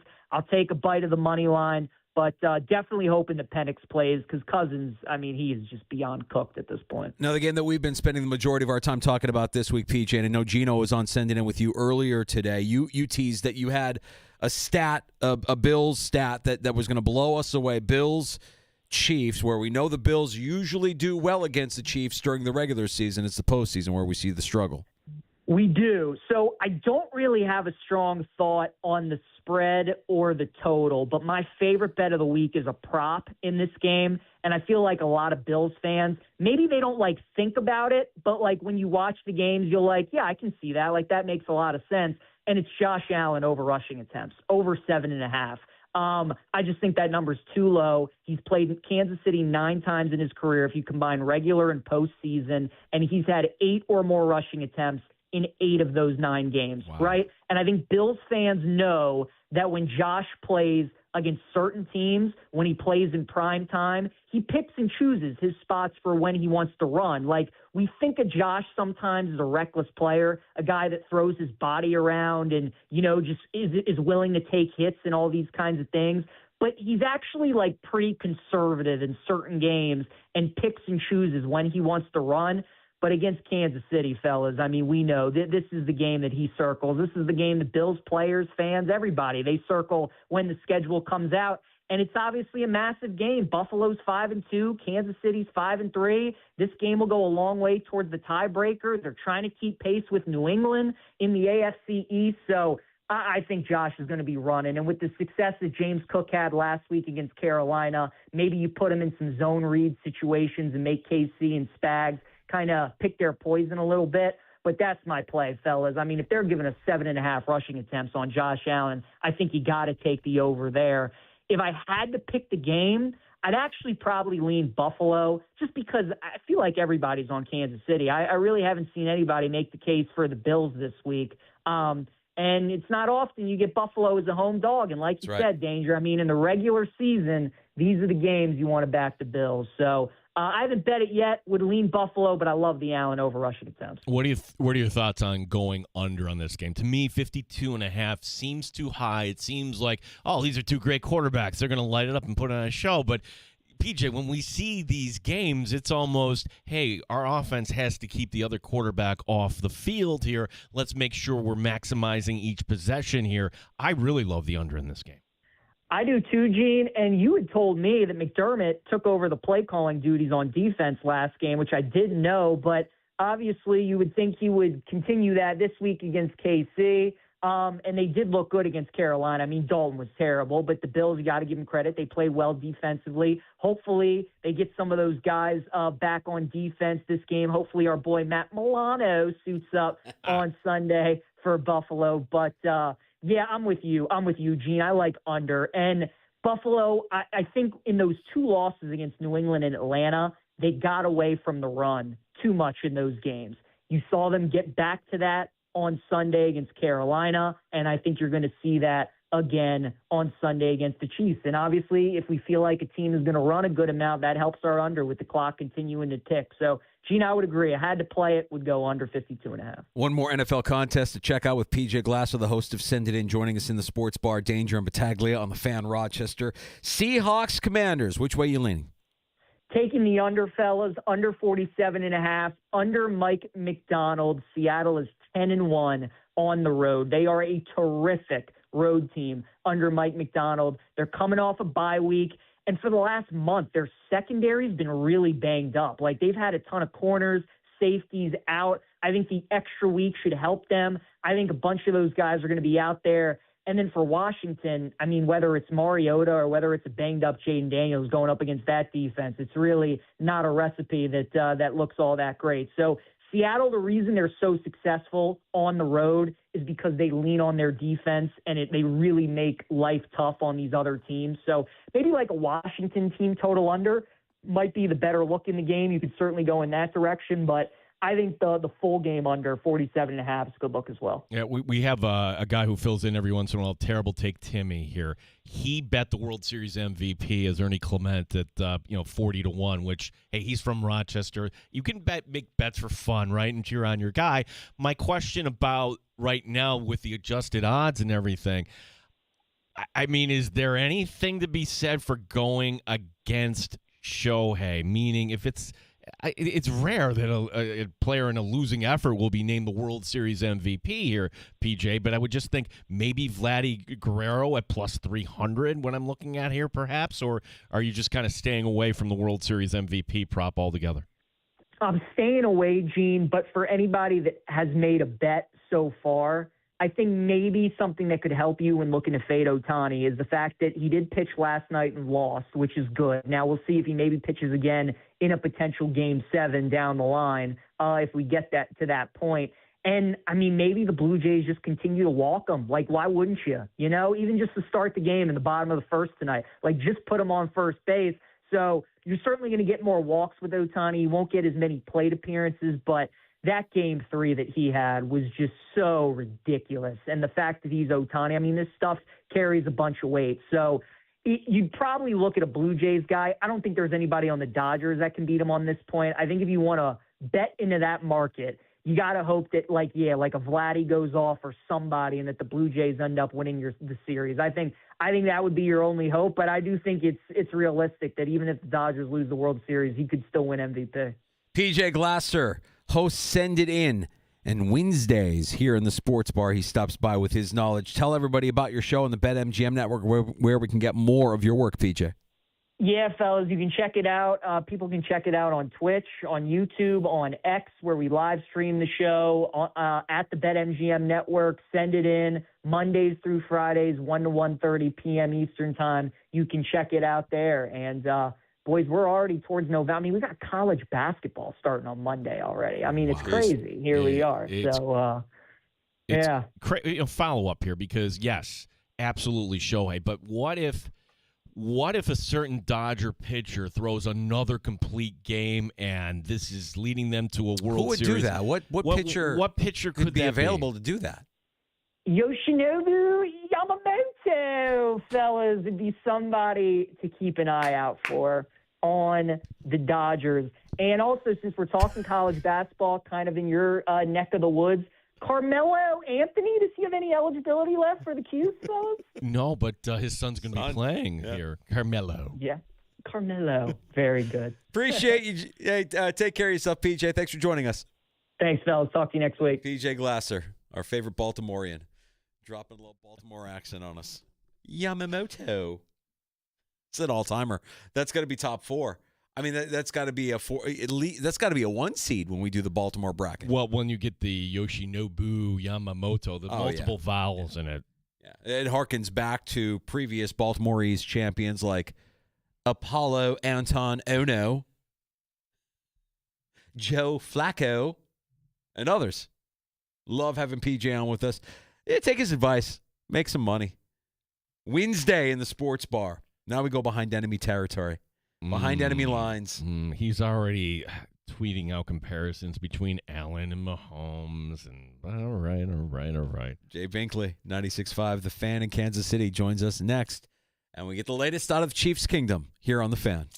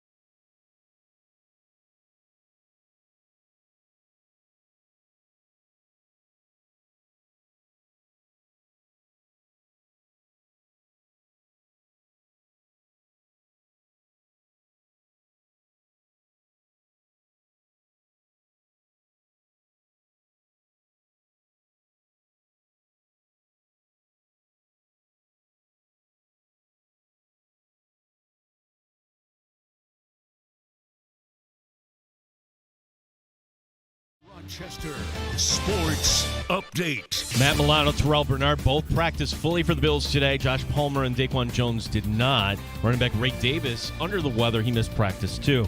Sean McDermott on another round of Chiefs-Bills. It's a little bit unique in that way, especially when you have one coaching staff and they're preparing for us and we've been together and they've been together for a while. So it's unique in that way, but it also, I think, it builds for high level competition. So it's two good coaching staffs going against each other and two good teams. We will talk to Jay Binkley, 96.5 The Fan in Kansas City. Jay joining us next. Game 5 of the World Series tonight. Series now tied at 2. It's the Game 1 starters once again on the mound. Blake Snell for the Dodgers, Trey Yasevich for the Jays. Tonight on The Fan, Amherst Hockey, the team in Belleville. Our coverage will begin at 7. Gene Battaglia, the sports leader, 95.7 FM and AM 950, The Fan Rochester. Neat or on the rocks? It's the Sports Bar with Danger and Battaglia on the Sports Leader, 95.7 FM and AM 950 The Fan, Rochester. He is who he is. I mean, he's an incredible player. He's had a huge impact on this league, and you see kids wearing the jerseys. You see kids wearing Josh's jersey, and I mean, when you grow up watching players like Josh and like Patrick, they impact their communities and they impact the world, really, because of who they are and how they do things. So certainly a ton of respect for him. Jay, what was the general reaction to Chiefs fans a week ago tonight when they ended up trading up to the Bills to select Patrick Mahomes? Thank you, Buffalo. It still stings. It's okay, though. I think it all happened for a reason. If we'd been over this, like if Patrick Mahomes is wearing Bills gear, the way the state of the Bills franchise at that point would have been Mahomes. I don't know. Does Jay feel the same way? Jay Binkley, 96.5 The Fan in Kansas City. Joining us now in the Sports Bar, Jay. It's always great having you on, and we have you on frequently because, well, these have become familiar opponents. They're not in the same division, but they certainly face each other, it feels like, at least twice a year. And here we are again, the regular season matchup between the Bills and the Chiefs. And I know Gino said off air to you when he was screening you that we all should be like excited about this game. We're not over this matchup, this rivalry. I know, though, there are a segment of Bills fans that really don't care about the outcome of this game on Sunday because all they really want to be able to say is we beat them in January. Well, that's fair, and I think Kansas City fans look at that as well until they look at the slate of games this weekend. As I was telling Gene, your Sunday night treat is the Seahawks and Commanders Sunday Night Football, and your Monday Night Football game is the Cards and Cowboys. So you know what? Just sit back and enjoy the Chiefs and Buffalo Bills because it will be the only good football game in the NFL you get. Well, there are some other good games, but I mean, as far as from 3 o'clock on. The noon slate actually looks pretty good. But, guys, I'm telling you, you guys stay up for that World Series the other night? Did you stay up till 3 a.m.? Wait, we're on the East Coast, Jay. I mean, we're East Coast dads. We don't have that kind of stamina anymore. What are you talking about? You know what? I fell asleep too, man. I tried to keep going. But here's the funny thing. The Chiefs play the Commanders that night on Monday Night Football. They played the entire game. They had a flight delay, and they almost made it back to D.C. before that game was over. And they started at the same time. Crazy. That's crazy. Jay, I went on the BetQL network with PJ Glasser today, and he hit me with this question. Are fans in Western New York worried about the Bills and the AFC East, that it might not go their way? And I'm like, well, you know what? No. Right now, they're only a half game back on New England. Yeah. There's no shame in losing to a divisional opponent. I'm going to ask you the same question. Like, what is the level of panic, if that's too strong a word, forgive me, about amongst the fan base here in regards to the Chiefs, who right now trail Denver by one game in the AFC West? You know, I don't think there's a level of panic. You let things kind of, play out throughout the season. That's kind of what the way the Chiefs have had to play this season out, starting off so bad, and then, of course, letting the Chargers run out to a three-game lead in the AFC West because they beat Kansas City, Denver, and Raiders right there their first 3 games. So, they were sitting real good. Then injuries, of course, happened. Now they started getting 2 of their 3 offensive linemen back, and things changed. But I always tell people to relax. It is going to be tough right now because it's Chiefs at Buffalo, then a bye week, and then Denver at Denver. So that's going to be a tough game. But the Chiefs at least have that bye week before the Broncos. Then they turn around and play Indy.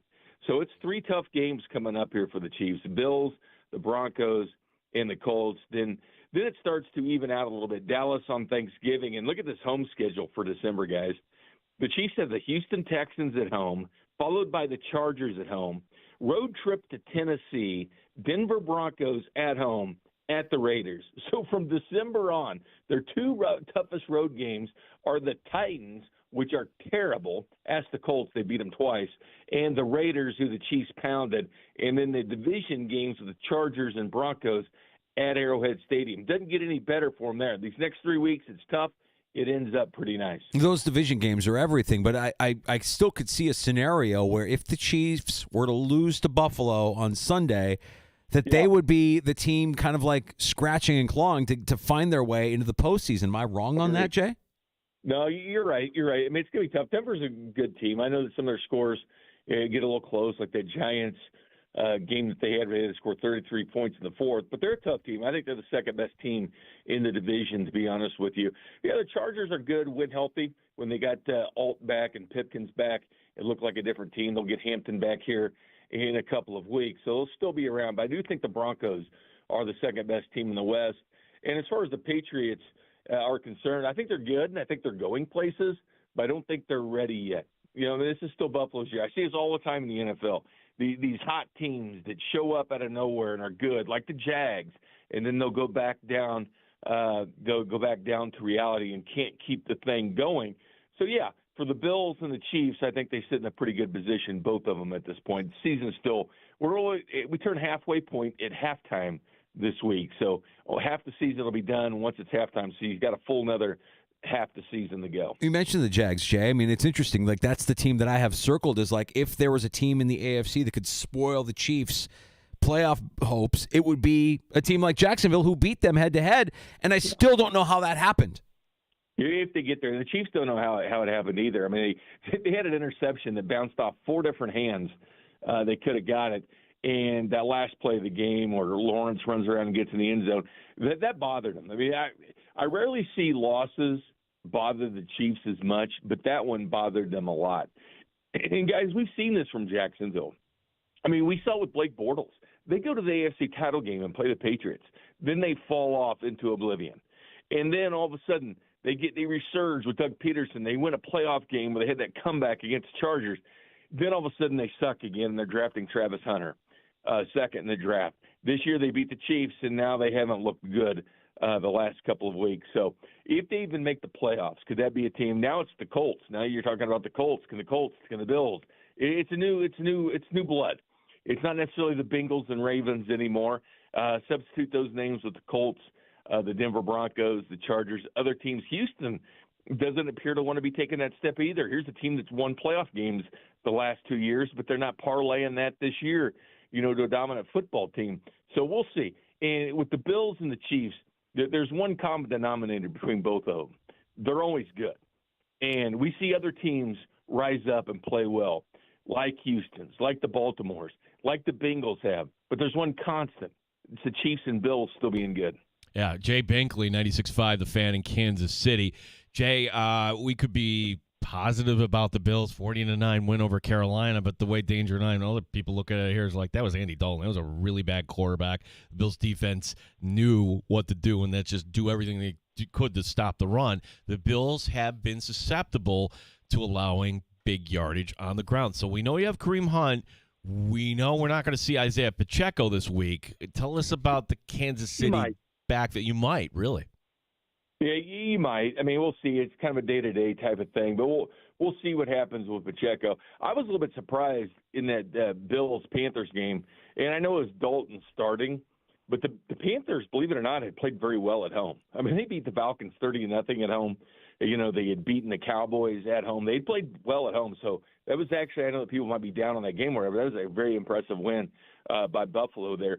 But, yeah, Pacheco is kind of going to be a wait and see with his injury. Kareem Hunt might get more of the dose for the Chiefs, and also Brashard Smith, that rookie they have, that they've gradually been sprinkled in with the elite speed, former wide receiver at Miami that turned running back at SMU and had a great year. They've gradually been putting him in to more and more running plays. And then they have Elijah Mitchell that they actually paid more than Kareem Hunt in guaranteed money to be on the Chiefs, and he's been inactive the last couple, or actually the whole season he's been inactive. But he's still on the 53-man roster. They bring him in from Frisco, ran a 4.32, so it's a guy with speed. But they've done this before. They did this with Jared McKinnon. They slow played him throughout the year, maybe block or something. Then towards about week 8, they unleash him, and he starts becoming a good receiver out of the backfield. So, they're careful with what they do with the running back situation. I mean, they don't want to see Mahomes have to tear off and run as much as he did at the beginning of the year. I mean, this guy's already over 250 yards rushing. I mean, this is something that I don't think they planned for at all for him to have that many yards. But, yeah, keep an eye on Pacheco. He may or may not play. He didn't practice today, of course, but that doesn't mean he's done. Jay, I don't believe you. Respectfully, I don't think Pacheco's playing. So I think that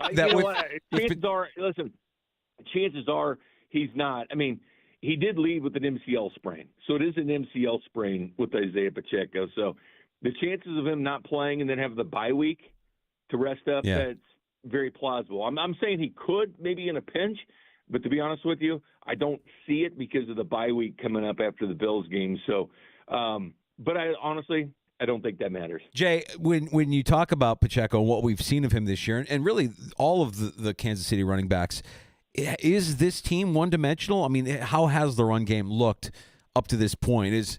I'm asking as an Isaiah Pacheco fantasy football owner who's just been wildly disappointed through 8 weeks. Yeah, I mean, he's starting to show something the last couple of weeks. The run blocking has been there, and maybe the emphasis because, when you start getting weapons back at wide receiver, when Rashee Rice comes back, when Xavier Worthy came back, things changed a little bit. You can't necessarily put 8 guys in the box anymore, and they've got to respect the receiver's ability. And then Tyquan Thornton has shown what he can do down the field with the Chiefs for 3 touchdowns on the year. So it's opened a few things up. The running game has, and always that threat from Mahomes to run the football.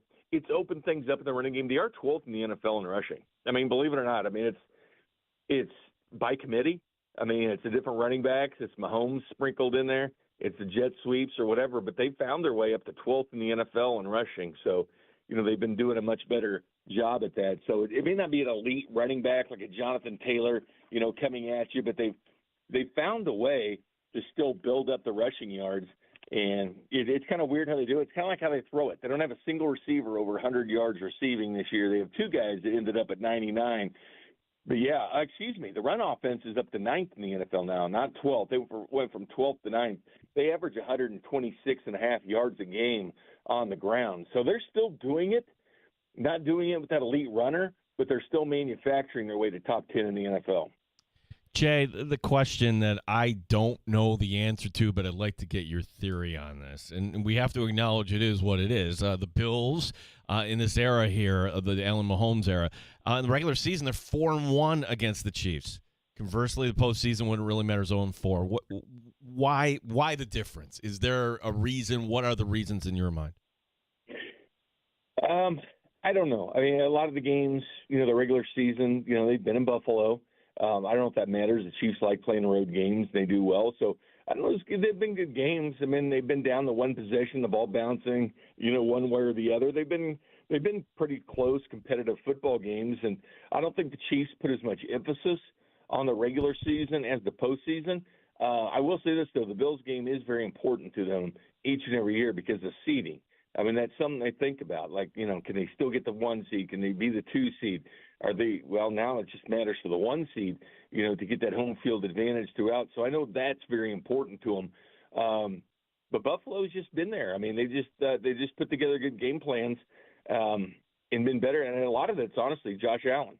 It's the Chiefs, it's Josh Allen going for it on 4th down, turning that 4th and 1 into a touchdown play. And I'll tell you this much, guys. Here's the one thing about the Chiefs, and there's been some stuff written locally about the more aggressive Andy Reid on 4th down instead of punting it. This year he's 80% on 4th down. 12 of 15 are the Chiefs on 4th down. But here's the kicker, and I'm going to talk about it tonight on the show a little bit. And I was like, I think people are forgetting just how good their defense has been on 4th down. You go back just 4 years. They were giving up 57% of 4th downs, 4th and 1s to teams, 20 of 35, most in the NFL. The next year, 46.4%. Last year, 52.2%. So it's basically been a coin flip. Like if you're playing the Chiefs, you have a coin flip chance of getting a first down against them. This year it's much different.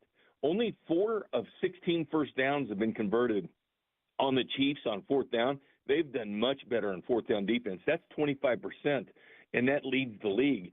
And of course, a couple of those were tush pushes by the Philadelphia Eagles. They kind of slant those stats a little bit. But, yeah, they've been much better on fourth down where teams, beforehand could pick up that first down kind of half the time or even more than that against the Kansas City Chiefs, but they haven't. So that is one thing that Spags has really done extremely well is kind of shore up the fourth down defense for the Chiefs to become much, much more viable. So talk a little bit about what Spags might be thinking here going into this game, because you mentioned that the Chiefs' rushing attack is top 10 in the NFL. The Bills are first. They've got an average of over 5.2 yards per carry. We don't have to review what James Cook did against Carolina. It was spectacular.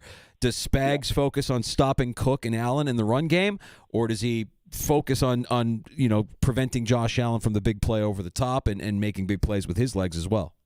I think Josh Allen would be target number one. The Chiefs do have the next 4 games. They have number 1, 2, 3, and 4 runners in the National Football League by yardage. And, of course, they know what they're going to face in Cook. But I think Josh Allen's the one to stop. And I know the Chiefs were going to concentrate on Jaden Daniels. Washington's very good at running. They were number 2 in the NFL when the Chiefs faced them. So without Jaden Daniels, they were able to concentrate on that running game of Washington and kind of limit it, even with Debo and Terry McLaurin coming back in that game. The Chiefs didn't allow a 100-yard rusher all of last season. They still haven't this year either.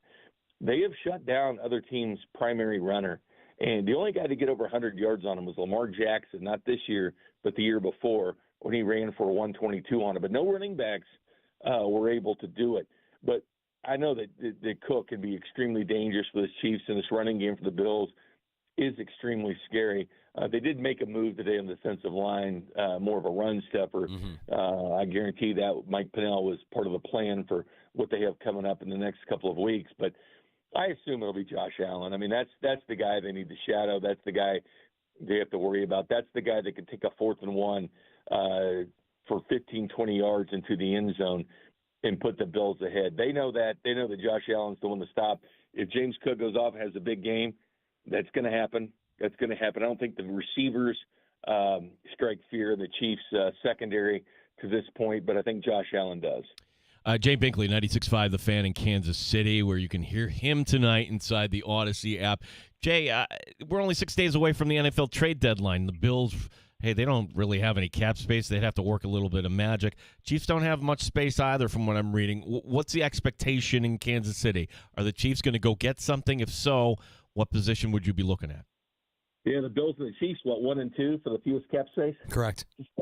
So not much money to go spend. I don't think they're going to do much, guys, to be honest with you. And I think they look at their team. Total offense, the Chiefs are 5th. Total defense, they're 4th. So they're top 5 in both offense and defense. Scoring defense, they're number 2. So I know they're happy with that. The defensive line rotation was getting thin. They lost their second-round pick. He was kind of like Chris Jones as far as his pass rush abilities from the interior, but he's lost for the year. And so they need to shore up their running game. They get Mike Pennell, that's been a former Chiefs, won a couple rings with them. He was let go by Cincinnati. I think he wanted to be let go, and he came back here, but actually has a better run-stuffing grade than currently some of the guys they're trotting out there, like longtime guys like Derek Nottie. He's been on the defensive line forever. They bring in Tillery.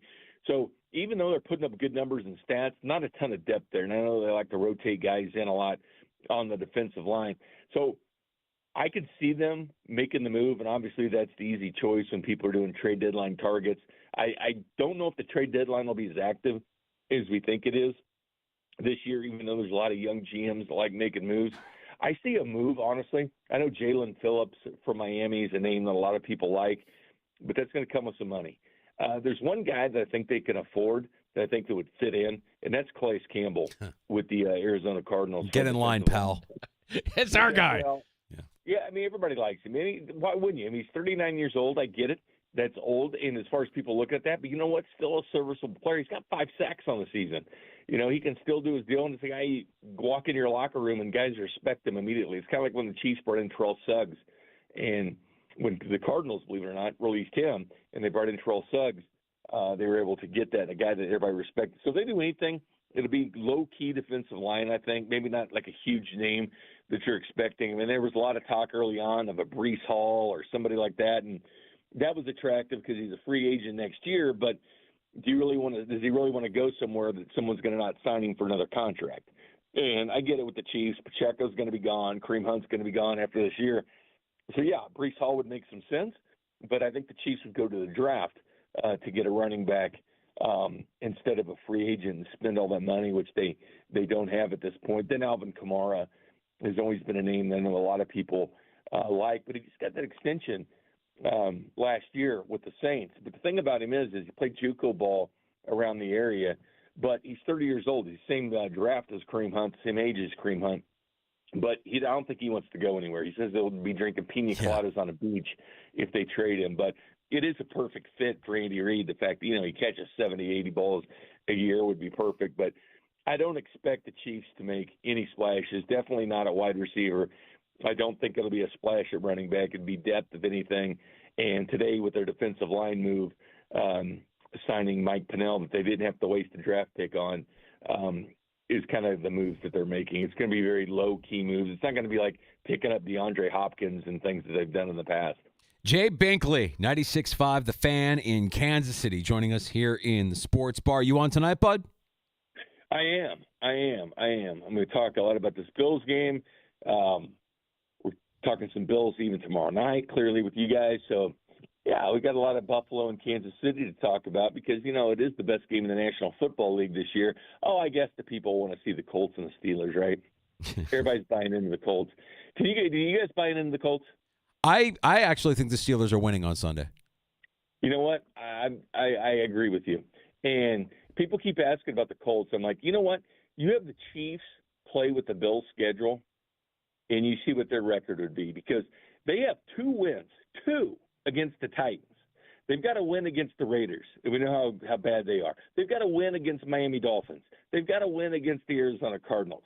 So it's not like – and they beat a Chargers team that didn't have 3 of their offensive linemen, Ian, Omari, and Hampton. So, yeah, I take him seriously for 2 reasons: Jonathan Taylor and Lou Anarumo. Having Lou Anarumo, if he gets to the postseason, that's dangerous. So he's a chief stopper. I mean, what he did in Cincinnati, he wouldn't always have the best defenses, but he knew how to slow the Chiefs down. Like, I'll credit Lou. I mean, because he did a great job on the Chiefs when he was with the Bengals. And him being with the Colts, it does make a difference. But a lot of people, are going that bandwagon. And, I heard Buffalo talking this week, and, it kind of reminds me of the Chiefs guys. They're getting that category where people are talking down on them and whatever. We're not doing that. We're not playing that game, Jay. We're not playing that we're being disrespected game. Nobody's saying that the Bills are being disrespected. Nobody's saying that anybody's disrespecting Josh Allen.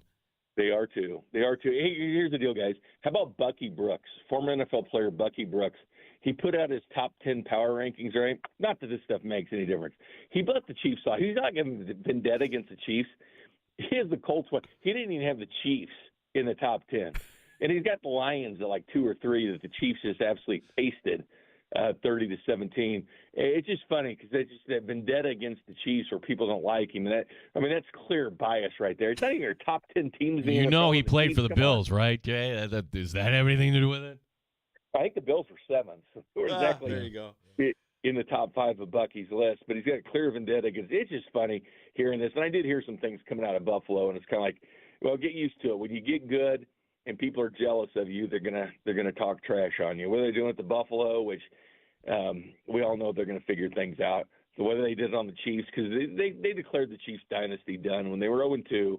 It was Mahomes is done. Chiefs are done. Who was doing that? Who was saying that, Jay? I need names.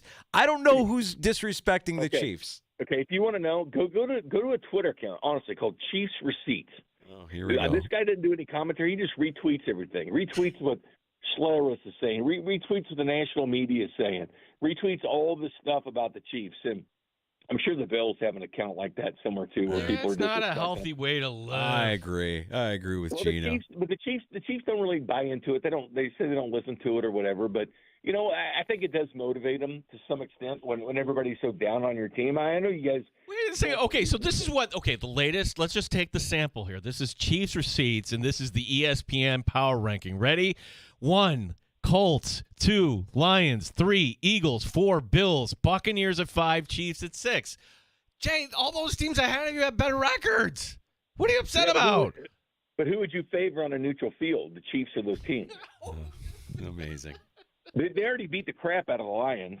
And, the Lions can cry all they want that they were down 4 defensive backs or whatever. They were down 5 against the Buccaneers. Well, that was the game that the refs called for the Chiefs, right? That was the game that the refs were. Everybody's All-American, Baker Mayfield to be MVP. That was him going against the secondary without their starting nickel corner, without 2 starting corners. Both safeties were out. And the Buccaneers, they shut Baker Mayfield and the Buccaneers down. They had all those guys down, but they only scored 17 points against the Chiefs. I'm sorry, but those defensive backs don't play on offense. But, everybody keeps whining about the penalties. Chiefs had 9 penalties. Commanders only had 3. The Chiefs had 13 penalties. The Jaguars had 4. I mean, Chiefs are top 10 in the NFL in penalties.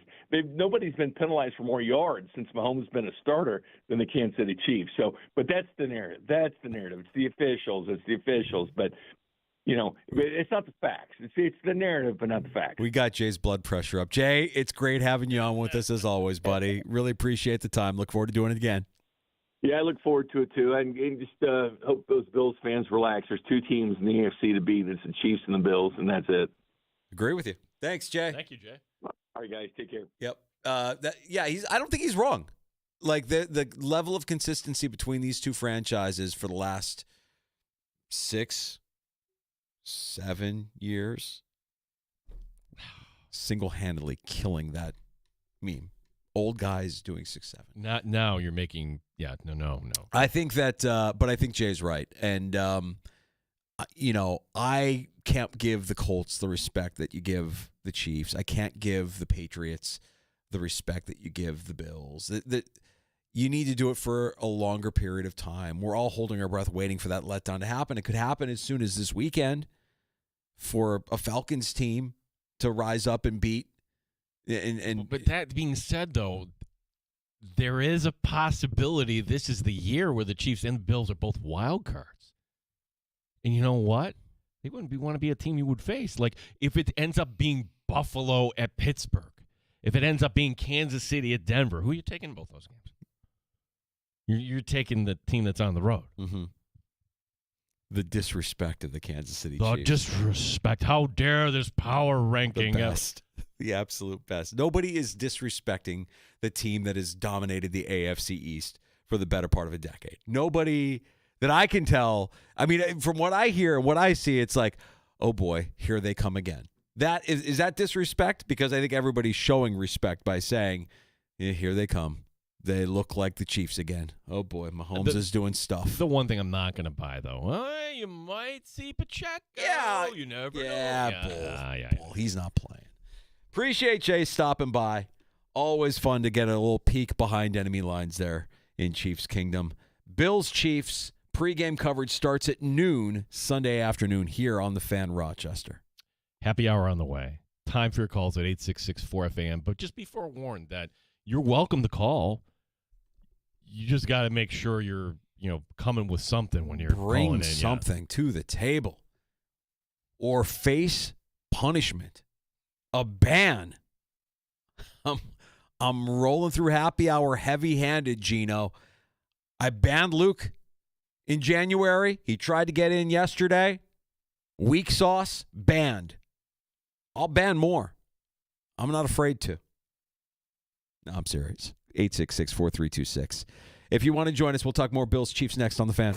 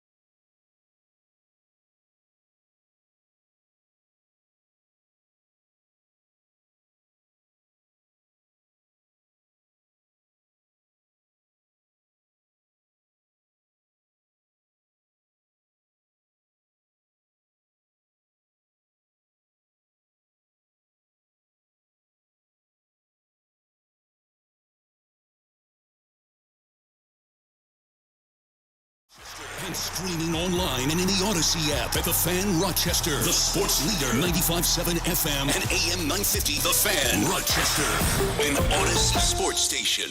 The Fan Rochester Sports Update. Matt Milano back at practice today, also practicing fully. Linebacker Terrell Bernard not working out today. Josh Palmer, Daquan Jones, also Ray Davis under the weather. He missed practice too.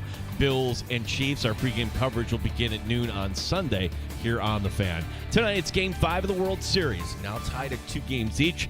It's the Game 1 starters back on the mound tonight. Blake Snell for the Dodgers, Trey Yesevich for the Jays. Every single part of it. Each day, I learn something new. I take something away from my game or someone else's game. So just stacking all those days up this entire season has led me to this point. Tonight on The Fan, it's Amherst Hockey, the team in Belleville. Our coverage will begin at 7. Sports brought to you by GetMyPerks.com, where today you can get a $50 certificate to half price to Selena's in Village Gate. Gene Battaglia, the sports leader, 95.7 FM and AM 950, The Fan Rochester. It's time to start the show and talk about the sports we saw. Inside jokes and takes from Danger and Battaglia. Bills and the Sabres and the Amherst. Who gave a microphone to these jerks? Welcome to the sports bar, that's where you are. Welcome to the sports bar, that's where you are. Welcome to the sports bar, that's where you are. With Danger and Battaglia. Welcome to Happy Hour. You're in the sports bar, Danger and Battaglia. We're glad you're with us, and thanks for listening along at 95.7 FM, AM 950 in the free-to-download Odyssey, iHeartRadio, or TuneIn apps. Also, streaming live on our YouTube channel and Twitch. You can find us at The Fan Rochester. Like and subscribe while you're there. I'm Danger. That's Battaglia. Usually on a Wednesday, we would do McDermott McLies. I have a wrinkle I'd like to throw at you, Gino, and tell him I didn't preview this with you, and I really don't know if this is the right thing to do. Instead of McDermott McLies on a Wednesday, can we do Andy's embellishments? Because I have 30 seconds on Andy Reid facing the Buffalo Bills. All right, 30 seconds. So how would you define an embellishment? Does it have to be a lie? Is it going over the top? What's going to set the alarm off? Well, that's just up to me. I'm the judge and jury. Okay. Well, he's going to pour it on. Like if he says, "Oh, I love Sean Ding." All right. Not really being a student of Andy Reid press conferences. I've heard him enough, though. I'm going to say 5. All right. So everybody play along. Do you get 5 embellishments from Andy Reid? I mean, their offense is special, and obviously the quarterback is one of the best in the league at what he does, and he's got a great surrounding crew, starting up front and moving on back, and then defensively, their front is, again, they can bring it. They've got a solid front, and their linebackers, they're well coached. The scheme on both sides of the ball, special teams, they're solid there too, well coached. Chris does a nice job with that crew, and so they're just an all-around good football team. There are not a whole lot of weaknesses there. Yeah, right on 5. Yeah, push. Right on 5. It's a push. You said good, coach well in defense. Are we saying they're coach well in defense? I thought, when you have a defensive line that's missing its best player and linebackers who have been inconsistent and hurt, secondary that's a shambles. This is legitimately a question. And the question is, and McDermott kind of ducked this. He said, well, we'll just kind of take this day by day. Hey, Milano and Bernard are healthy. Are you going with Dorian Williams and Shaq Thompson? Like, legitimately, could you imagine a world where your defensive captain might be ceding some or maybe a lot of snaps? I think Bernard is out there. I think Milano is out there. And I think you see, Thompson and Dorian Williams in, select packages. I don't think they're out there consistently. But I think you still have to say that your 2 best linebackers, when healthy, are Milano and Bernard. Milano, I'm worried about. Milano, this feels like the end for Milano, does it not? But if there's somebody on in that linebacking core that understands the Kansas City Chiefs, it's that guy. If there's somebody that you needed to lock up on Travis Kelce and know the tendencies, I'll have a little bit of faith on that. My lasting image of Matt Milano and Travis Kelce, that's the 13-second game in overtime. No. Yeah. No, I don't want to see that. The idea that McDermott is involved, though, and has been involved or was involved last week and maybe will continue to be involved in defensive play calling, I think bodes well for the Bills' defense. And that's not a knock on the job that Bobby Babich has done so far. I just think that's McDermott seizing control and realizing, like, things aren't where we need them to be.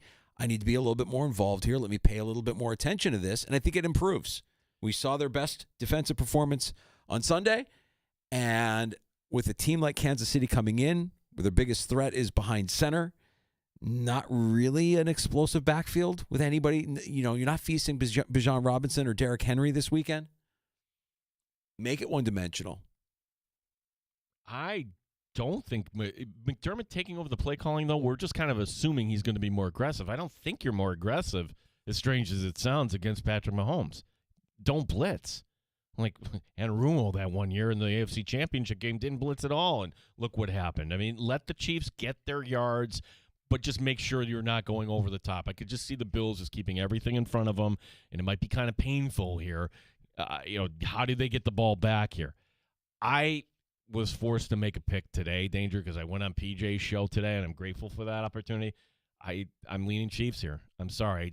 I'm not convinced that what you saw defensively from Buffalo fixes everything. I'm more leaning on the side of that was a really crappy quarterback you faced in Carolina, and if he can complete a third down pass in the early going, maybe that's a different way that game might have went. I'll make my pick on Friday. I'll go into CMF for Tommy Tells It Like It Is, like I do every week. I want to say that in preparation for that, I came across a stat that said that the Bills are undefeated. I don't know the time frame. Was it undefeated against the Chiefs as home underdogs, or was it undefeated with Sean McDermott as home underdog? I don't know, but it was like a good 4-0. Maybe it was undefeated against the Chiefs as home underdogs. Well, yeah, and they were underdogs. We forget week 1 against Baltimore. Baltimore revenge game, and it looked good for the first 50 minutes of that game, 55. Right now, Kansas City, it's gone up to 2 for the Chiefs. And maybe this is one of those games where, maybe the Bills are good after all. I'm not tired of this matchup, by the way. Just take it for what it is. If the Bills win this game, we're going to play the music on Monday. We'll feel really good. We can talk about the division. We could talk about the seeding. We'll talk about the crappy Dolphins who are next on the schedule. It's everything that we wanted. But we're not saying, yes, this is it, because you'll have like the national people saying, well, this is what the Bills do. They're 5-1 against the Chiefs in the regular season. Hey, it doesn't matter, right? Doesn't matter. Does not tune out the noise when it comes to that stuff. Yeah, I think we should view this as we're fortunate. This is everything we thought it would be when these two quarterbacks started dueling each other. It's Manning and Brady. It's that good. And if you're just a fan of football, you lick your chops for a matchup like this in the regular season. And I'll agree with Binkley. This is the best game on the schedule for this week. I don't think there's a game that comes close. This is the one. Yeah, Seahawks Commanders. Gross. The Cowboys on Monday Night Football against Arizona. Yeah, gross. No. If you missed our conversation with Jay Binkley from 96.5 The Fan in Kansas City, you can find that wherever you get your podcasts. Just search out The Sports Bar. That includes Apple Podcasts. That includes Spotify. Get our guest appearances listed up for you there. You can watch anytime, or you can go back and listen to the Rewind feature there inside the free-to-download Odyssey app or YouTube, where we stream our shows live every afternoon. We have a pivotal Game 5 tonight, Mike. Can't be anything but pivotal. Yeah. Has to be pivotal. Magic Johnson just laying it out perfectly earlier today. This tweet can't be topped, right? It's an all-time. I wish he said it like verbally. He needs to tweet more often. He's a legendary tweeter. Magic tweeting out, with the series being 2-2, Game 5 is very important. Whichever team wins takes control of the series. Magic hired Doug Whaley as his ghostwriter for his tweets. Wow. Thanks, Magic. Thanks. That's insightful stuff. They got over on Shohei. And it was Rochester's own Ernie Clement with the double there at the left center that really, the Jays were already up, but it's only a razor-thin 2-1 margin that set the table for the big 4-run inning that kind of kept going on. I love Clement, too, diving into first later on. Like, no, I'm going to get that I back. just love the guy's game. Guy's got game. He's just all hustle. He's all clutch. He's got ice in his veins. Love the guy's game. So much fun. Still pulling for him. But they do need this pivotal Game 5 if they want a shot. They lose tonight, and then you get Yamamoto in Game 6 back in Toronto. Well, this is what we were saying all along. Like, the Jays 1 of 3 in L.A. to send it back to Toronto. Not good. Not good enough. Yep. Nope, you need tonight. I'm not saying it's impossible, but do you really think you're going to get to Yamamoto? That would be something. Haven't seen it yet. Well, Gossman was good in that game, too, for Toronto in Game 2. I would assume they're going to go back to Gossman in Game 6. Mm-hmm. And then Game 7, who the heck knows? Throw everything against the wall. Throw everything against the wall. That's why, like, if Yamamoto, would they put him back out there for whatever they could in Game 7? And, for that matter, Shohei? Does Shohei get tired at some point? I keep waiting for him to just like, okay, I'm out of gas here. It's not like they pitched to him at the second half of the game 4, or I'm sorry, Game 3. Yeah, so look, Vlad's good. He's good, and he got over. Clement is good. They got over. Pivotal Game 5 tonight. We're reacting to it tomorrow, and one way or the other, the series is coming back to Toronto.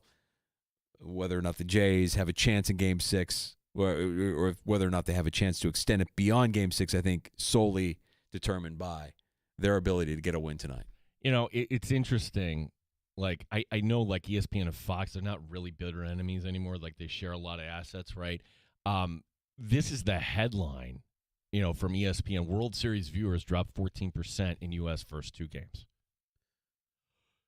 Duh, you're kidding me. Like, that's actually a thing. Like, you took a team in New York, the franchise, not only in baseball, you could say in the United States, and the ratings would actually go down? I'm sorry. Like, the idea that that you average 14 million for game number 1, 13 million for game number 2, this is the biggest World Series since the Cubs and Guardians. And Major League Baseball spinning the numbers a different way, saying, hey, if you combine U.S., Canada, and Japan, that's 32.6 million, which actually surpasses Dodgers-Yankees last year.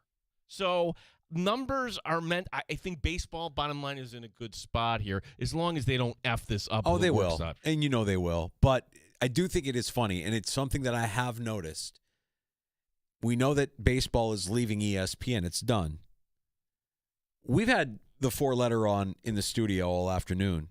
Nary a clip from last night. Nary a headlight. Passan, yep. Just a quick passing interview, and that's it. Petty. Right?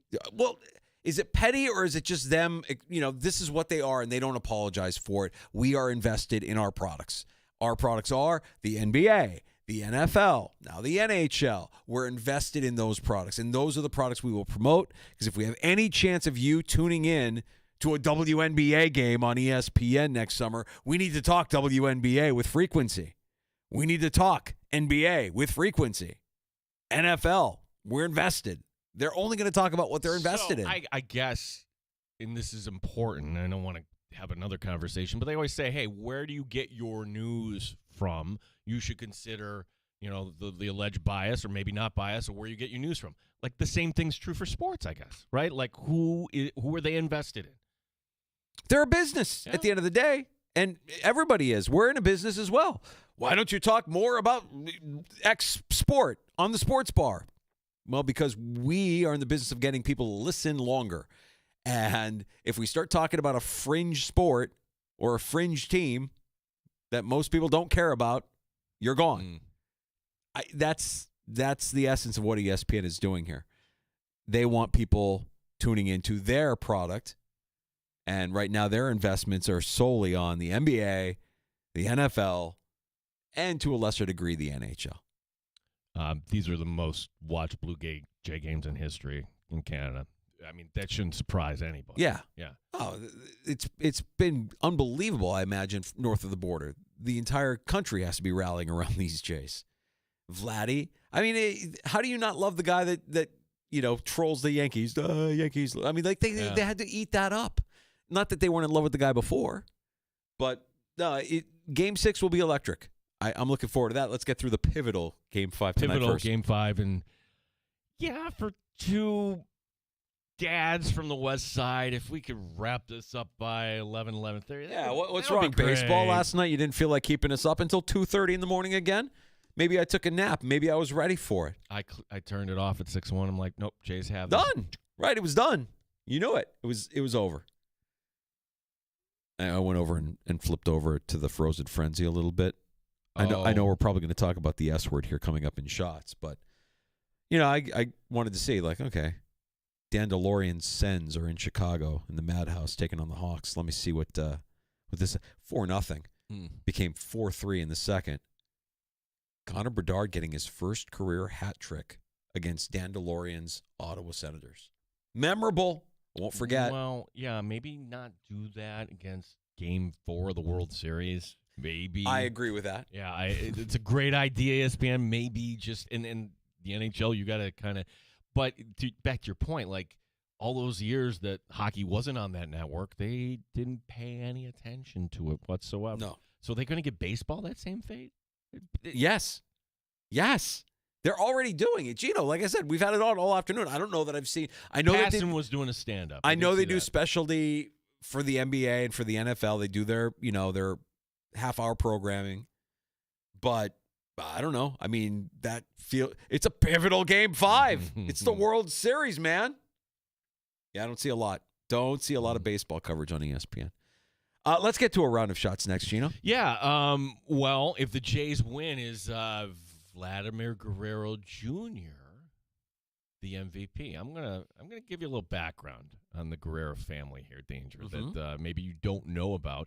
We've got that story. Yes, we'll talk about the S word here as well. The follow-up on the story. You know what? We have only one win on the season. Everything needs to come out of the Ravens locker room. Well, that actually happened there. The ping pong table, the video consoles, everything else. We'll tell you who was actually behind that. And I have a really fun alien story.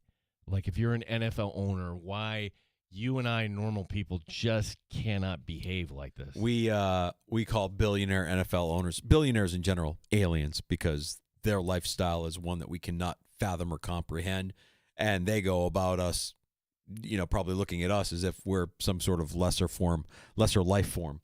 We will get to a round of shots and last call at 866-4326. You can have the final word in the sports bar at 585-8664-FAN. As long as we don't have a repeat performance from Luke in Rochester, we'll be ready for you on last call next on the Fan Rochester.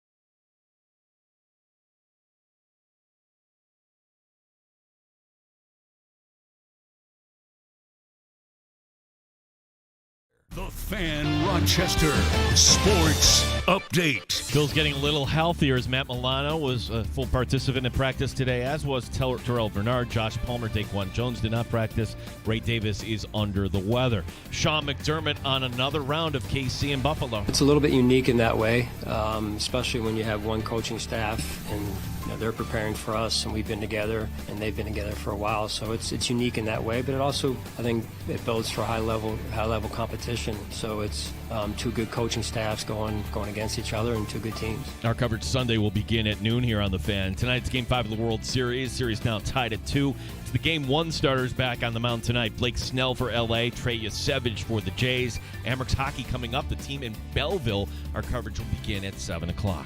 Gene Battaglia, the sports leader, 95.7 FM and AM 950, The Fan Rochester.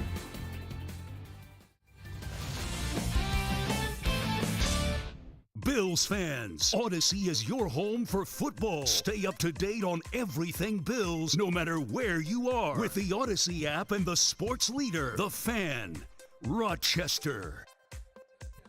Happy Hour continues on The Fan Rochester. You're on the Sports Bar with Danger and Battaglia. Time for a round of shots. Let's see if the Amerks can keep this going tonight as Moss Brooks is up and Tim Schneider will be running the show here tonight. This is interesting, and it's a reliable source. This is the podcast that now has Craig Rivet and Andrew Peters. For many years, they were doing the Buffalo radio. Now they're doing their own thing, right? Rumor has it that Devin Levi asked to be moved prior to returning to Rochester.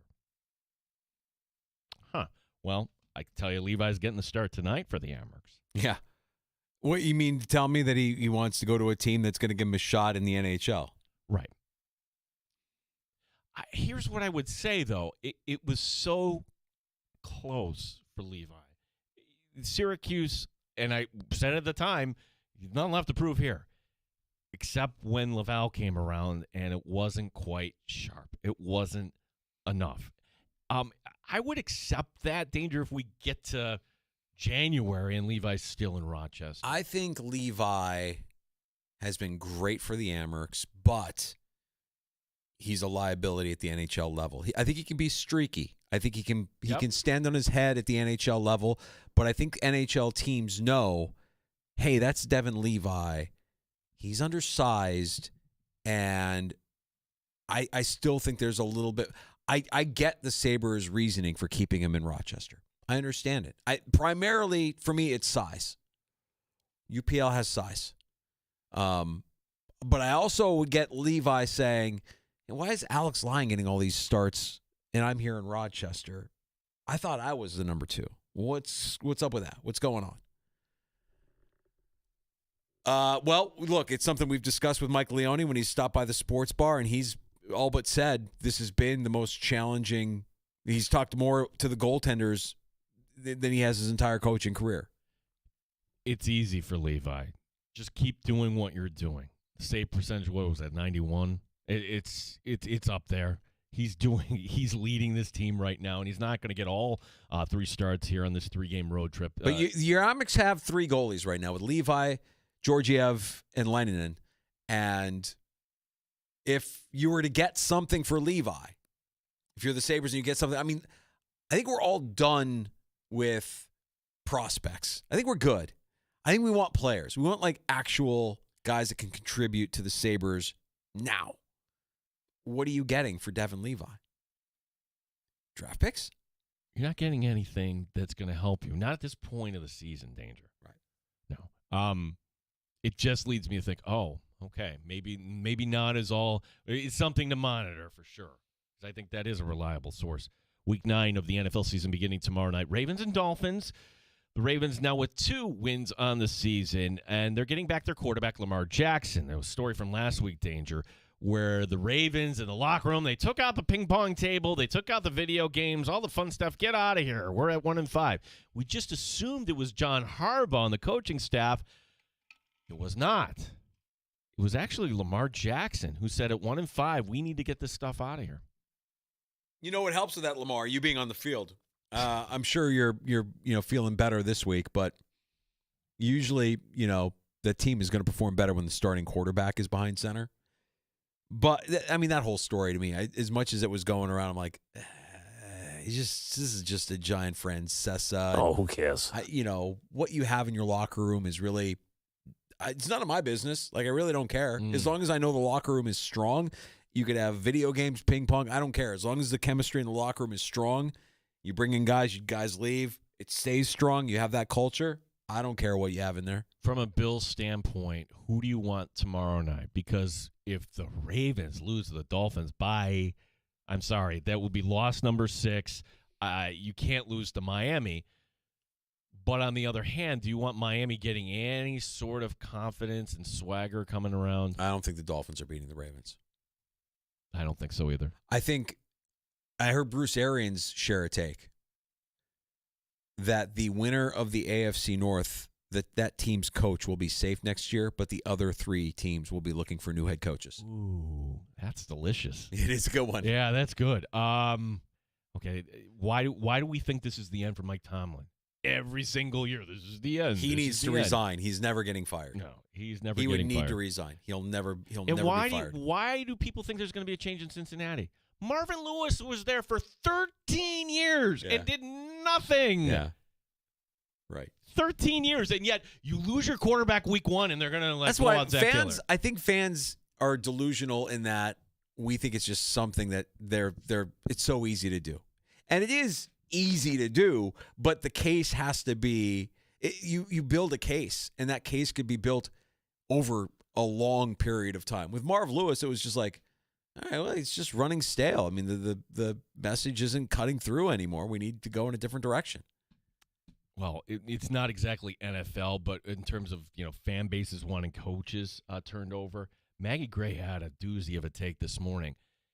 It's the college football playoff that's responsible for all these firings today in college football. Great take. Every fan base thinks it's their divine right that take. they are going to be in the postseason. Where years before, all right, it's really tough to get in this 4-game thing, and but as long as we win our conference, we're good. No. If you're not a top 12 team, you're out. I love it. I think it's a great take. I absolutely agree with that 100%. And I think what the college football playoff has done is it's put added pressure on those mid majors, that are the teams that have expectations of winning national championships year in and year out, and now believe that all they need to do is get into the playoff. And we saw last year, no, you actually have to be good, because if you get into the playoff, you get waxed pretty easily by the really good teams. So, I see Boise State. Yeah, I agree with that. I agree with what she's saying. For as great a story as Arizona State was, they weren't much of a threat in the college football playoff. Let's be real. They were fun last year, but let's be real. Maybe you've seen this picture going around with all the recent nostalgia surrounding the Montreal Expos. This is back in Montreal in the day. It's of Expos outfielder Vladimir Guerrero Sr.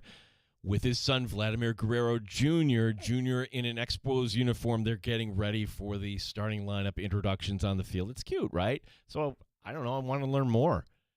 Vlad Guerrero Jr. is one of 8 children from Sr. with 5 different women. Not at the level of Antonio Cromartie, Danger, but something probably you didn't know. Right. Hey, look, he's a fun player.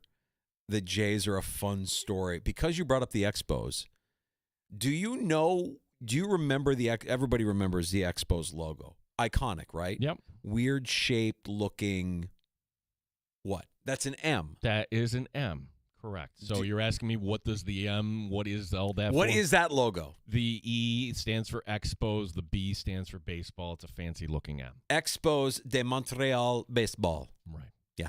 They morphed it all into one logo. I sat down and I watched you can add it to your list, the next Netflix doc, Who Killed the Montreal Expos. Oh. Figuring I'd see all this nostalgia. It was anything but. It was just bad owners and bad presidents and thieves, and it's like, ugh, okay. Didn't come away feeling good about that. Now, maybe I'm naive or stupid, probably both. Do you know what a Dodger is? Yes. The genesis of... Come on, Danger. Do you want me to get baseball writer in here? I'm just throwing it up. It's the Brooklyn Trolley Dodgers. The Trolley Dodgers. Yes. Right. What's a Met? What was the Metropolitans? Okay, you got that. What was, do you know that they had a new name, or they had a different nickname other than Trolley Dodgers? It was the Robins. Come on, give me some Give me some fastballs. Stop with the softballs. Okay, Gene. Sorry. You know, we do host a trivia night, right? Oh, yeah, that's these good are point. pointless things. Good. That, No, that what I was going to say was they got tagged as Trolley Dodgers, but the Burroughs baseball team was then actually called the Brooklyn what? Bridegrooms. Oh, yes. That's kind of weird. Not a great name. No. Not a great sports nickname, which then became the Trolley Dodgers and eventually just the Brooklyn Dodgers, which became the LA Dodgers. Gino knows all. Trivia night, you have to be like, what was that, Stump the Schwab? That was a great show. Right? Remember that? Yeah. Back in the day? Yeah, Gino is Rochester's Stump the Schwab for trivia night. I can't let it go. Albert Pujols, he's always a trivia question, right? He's looking to land a good managerial gig, and he's about ready to. Where's he going to go? According to baseball writer John Heyman. I have good authority that Alberto Pujols. His name's Albert Pujols. I think if you're a nice guy, you maybe let it go. I made a mistake. Albert Pujols is a serious candidate to become the next manager of the San Diego Padres. Danger of it's Heyman reporting. The San Diego Patriots want to hire Albert Pujols. It means Pujols is going to take the job with the Nationals. Right? Yeah, of course. Well, I think if you were a nice guy, maybe you'd give me a little credit. I know you're not a journalist. You don't really know anything about journalism, but if you were a nice guy, maybe you'd let it go and know that I'm right. He's going to end up with the Petries in San Diego and not the Nadals of Washington. Here it comes. Excuse me. Baseball writer, everybody. Back to the Amerks, or actually up from the Amerks. Josh Dunn scoring his first career NHL goal that gave the Sabres a 3-2 lead. Did not hold up. Columbus winning in overtime 4-3. Interesting, head coach Lindy Ruff singling out Yuri Kulik in the postgame, saying Kulik, and you see it on the video, he let his man go in overtime. That led to the game-winning goal. Sabres play in Boston tomorrow night. Loser point. Tired of it. Finally, here in the sports bar, we call NFL owners aliens. Well, in part because we really can't relate to them, just like you can't relate to an alien, right? Take, for instance, this from Miami Dolphins owner Stephen Ross. Ugh. Have you seen this video No. yet? Okay, let me describe it. Ross gets off his private jet. Of course. He's walking onto a runway, going from left to right in your mind's eye, right? But he's pissed. He's pissed about something. What is he mad about? Well, he's upset at the distance he has to walk getting off the jet to the limo that is picking him up. How long could this be, Danger? A few city blocks? What is it actually? It's 40 feet. I mean, if any of us reach the age of 85, I don't care what the circumstances are, do not complain about walking 40 feet. See, I'm trying to prevent this kind of behavior as when I'm elderly. I'm already training myself. I park far away. Grocery store, give me the far reaches of the lot. Those are free steps. I'll take them. Yeah, I'll take them. The gym, I'll park far away. Walk farther. I don't want to be amongst the chaos of all of the cars pulling in and backing out. I'd much rather I'll take the extra steps. I'll control what I can control. 40 feet. Hey, look, I don't know what I'm going to be like when I'm 85. Maybe I'll be the same way. But that is alien behavior. That is a billionaire probably firing somebody because the car wasn't there right at the bottom of the step, the runway, to pick him up like he's royalty or something. Can't relate. Not even close to relating. All right, we have last call next. 866-4326 is our number, 585-866-4FAN. No, we're not going to ban John from Rochester. John from Rochester he's iconic. He's been calling into Rochester Sports Radio for years. That's not happening. We have other reaction, though, to hour number 1 on X we can get to, too. Mm-hmm. Okay, we'll get to that and more next. Last call on the way, 866-4326.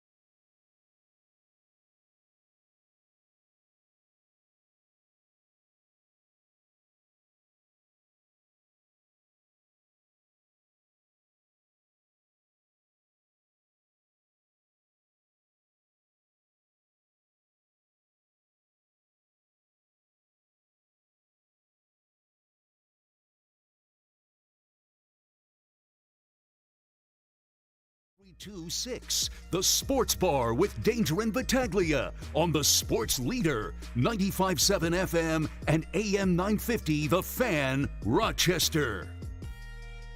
It's last call in the Sports Bar. You can have the final word at 866-4FAN, 866-4326. What is this, like Beetlejuice? Mention his name, it conjures up the great John from Rochester. Hey, buddy. Hey, guys. Listen, I got to tell you, I listen to you guys all the time, so when I hear my name, I'm calling. It's fine. It's fine, John. But, I got to tell you, we're on our way. There's no doubt about it after that impressive win Sunday. And you know what really impresses me about the Bills? We've got one superstar, and that's Josh Allen. But we are deep. We got some really great professionals, a blend of young and old, and in every category. I know we're hurting. We got some injuries, Ed Oliver being the most recent one. But, man, I'll tell you, I think we've got to be the strongest team in the NFL because of our depth. What do you think? Oh, and the other thing I was going to mention, Hairston. I was really impressed with Harrison. I didn't realize. I thought he was a smaller player, but he's a pretty good-sized cornerback. All right, first, a couple of things, John. First of all, Hairston. Let's not make that mistake. It's not Harrison. Hairston. And he likes to go by Max. Hairston. Max Hairston. Who was enjoying his first S-word game last night for Bills night and really putting on a show. Is he like, I have to do this? Never been to a hockey game before, so taking it all in. I don't think Hairston has great size. I think when you look at Hairston's build, his makeup, it's very similar to Trey White, and I worry about that long term. I just need him to stay stride for stride with Worthy. That's it. Don't get your feet twisted up in the turf. Don't plant too. I am nervous about that kid's legs because his build is to my eyes, very similar to Trey White, and we know how injury prone Trey White became after a few seasons with the Bills. Cleaning up some of your reaction on X, you can always write to us, our handle, The Fan Rochester. Bob writing in, USA Today has the Chiefs #1 in their power rankings. Jay is an idiot. Jay Binkley from 96.5 The Fan, who joined us last hour. And I didn't mean to send it there, but I kind of did send it there about the narrative that the Chiefs, that they love to throw around, that the Chiefs are just constantly getting disrespected. I didn't know about the Chiefs Receipts Twitter account. What a sad, lonely place to live. If you're reading and following that account and that's in your feed and you're buying into it and you're keeping receipts, sad. Where's your confidence, man? Nobody's disrespecting you. You've been the best team in the AFC. How insecure are you? You've been the best team in the AFC for the better part of a decade. Nobody's disrespecting you. We also were reviewing Luke, his ban not lifted. We gave him a chance, and he blew it yesterday. More reaction to this because we wondered, you warned everybody else. I'll ban more, yeah. I'm not banning John from Rochester, even though he does troll us on a near regular basis. He's a legend. Can't ban that guy. So we were just mentioning some of the callers we love, and I said, hey, I love Linda from Webster. We're not doing anything, and then she called in. Brian writing in, if Linda from Webster is referring to me, I have no problem with her, except for her poetry, driving tours of U.S. cities, and her weak Bills takes. Oh, boy. We met at 3 hits. Oh, boy. All right. Well, what do they say, Linda? Keep your friends close and your enemies closer? John writing in, Linda from Webster rocks. Yeah. I have no problem with Linda. I'm terrified of Linda from Webster after her call earlier today. Right. If you missed any part of the show, you can go back and listen with Rewind in the free-to-download Odyssey app. You can also check out our stream as we leave it posted on our YouTube channel at The Fan Rochester. You can like and subscribe while you are there, and you'll always be notified when we go live here in the Sports Bar every afternoon. Amerks hockey coming up from Belleville at 7 o'clock. Before we get to that, JR Sport Brief. Talk to you tomorrow afternoon starting at 3 on The Fan Rochester.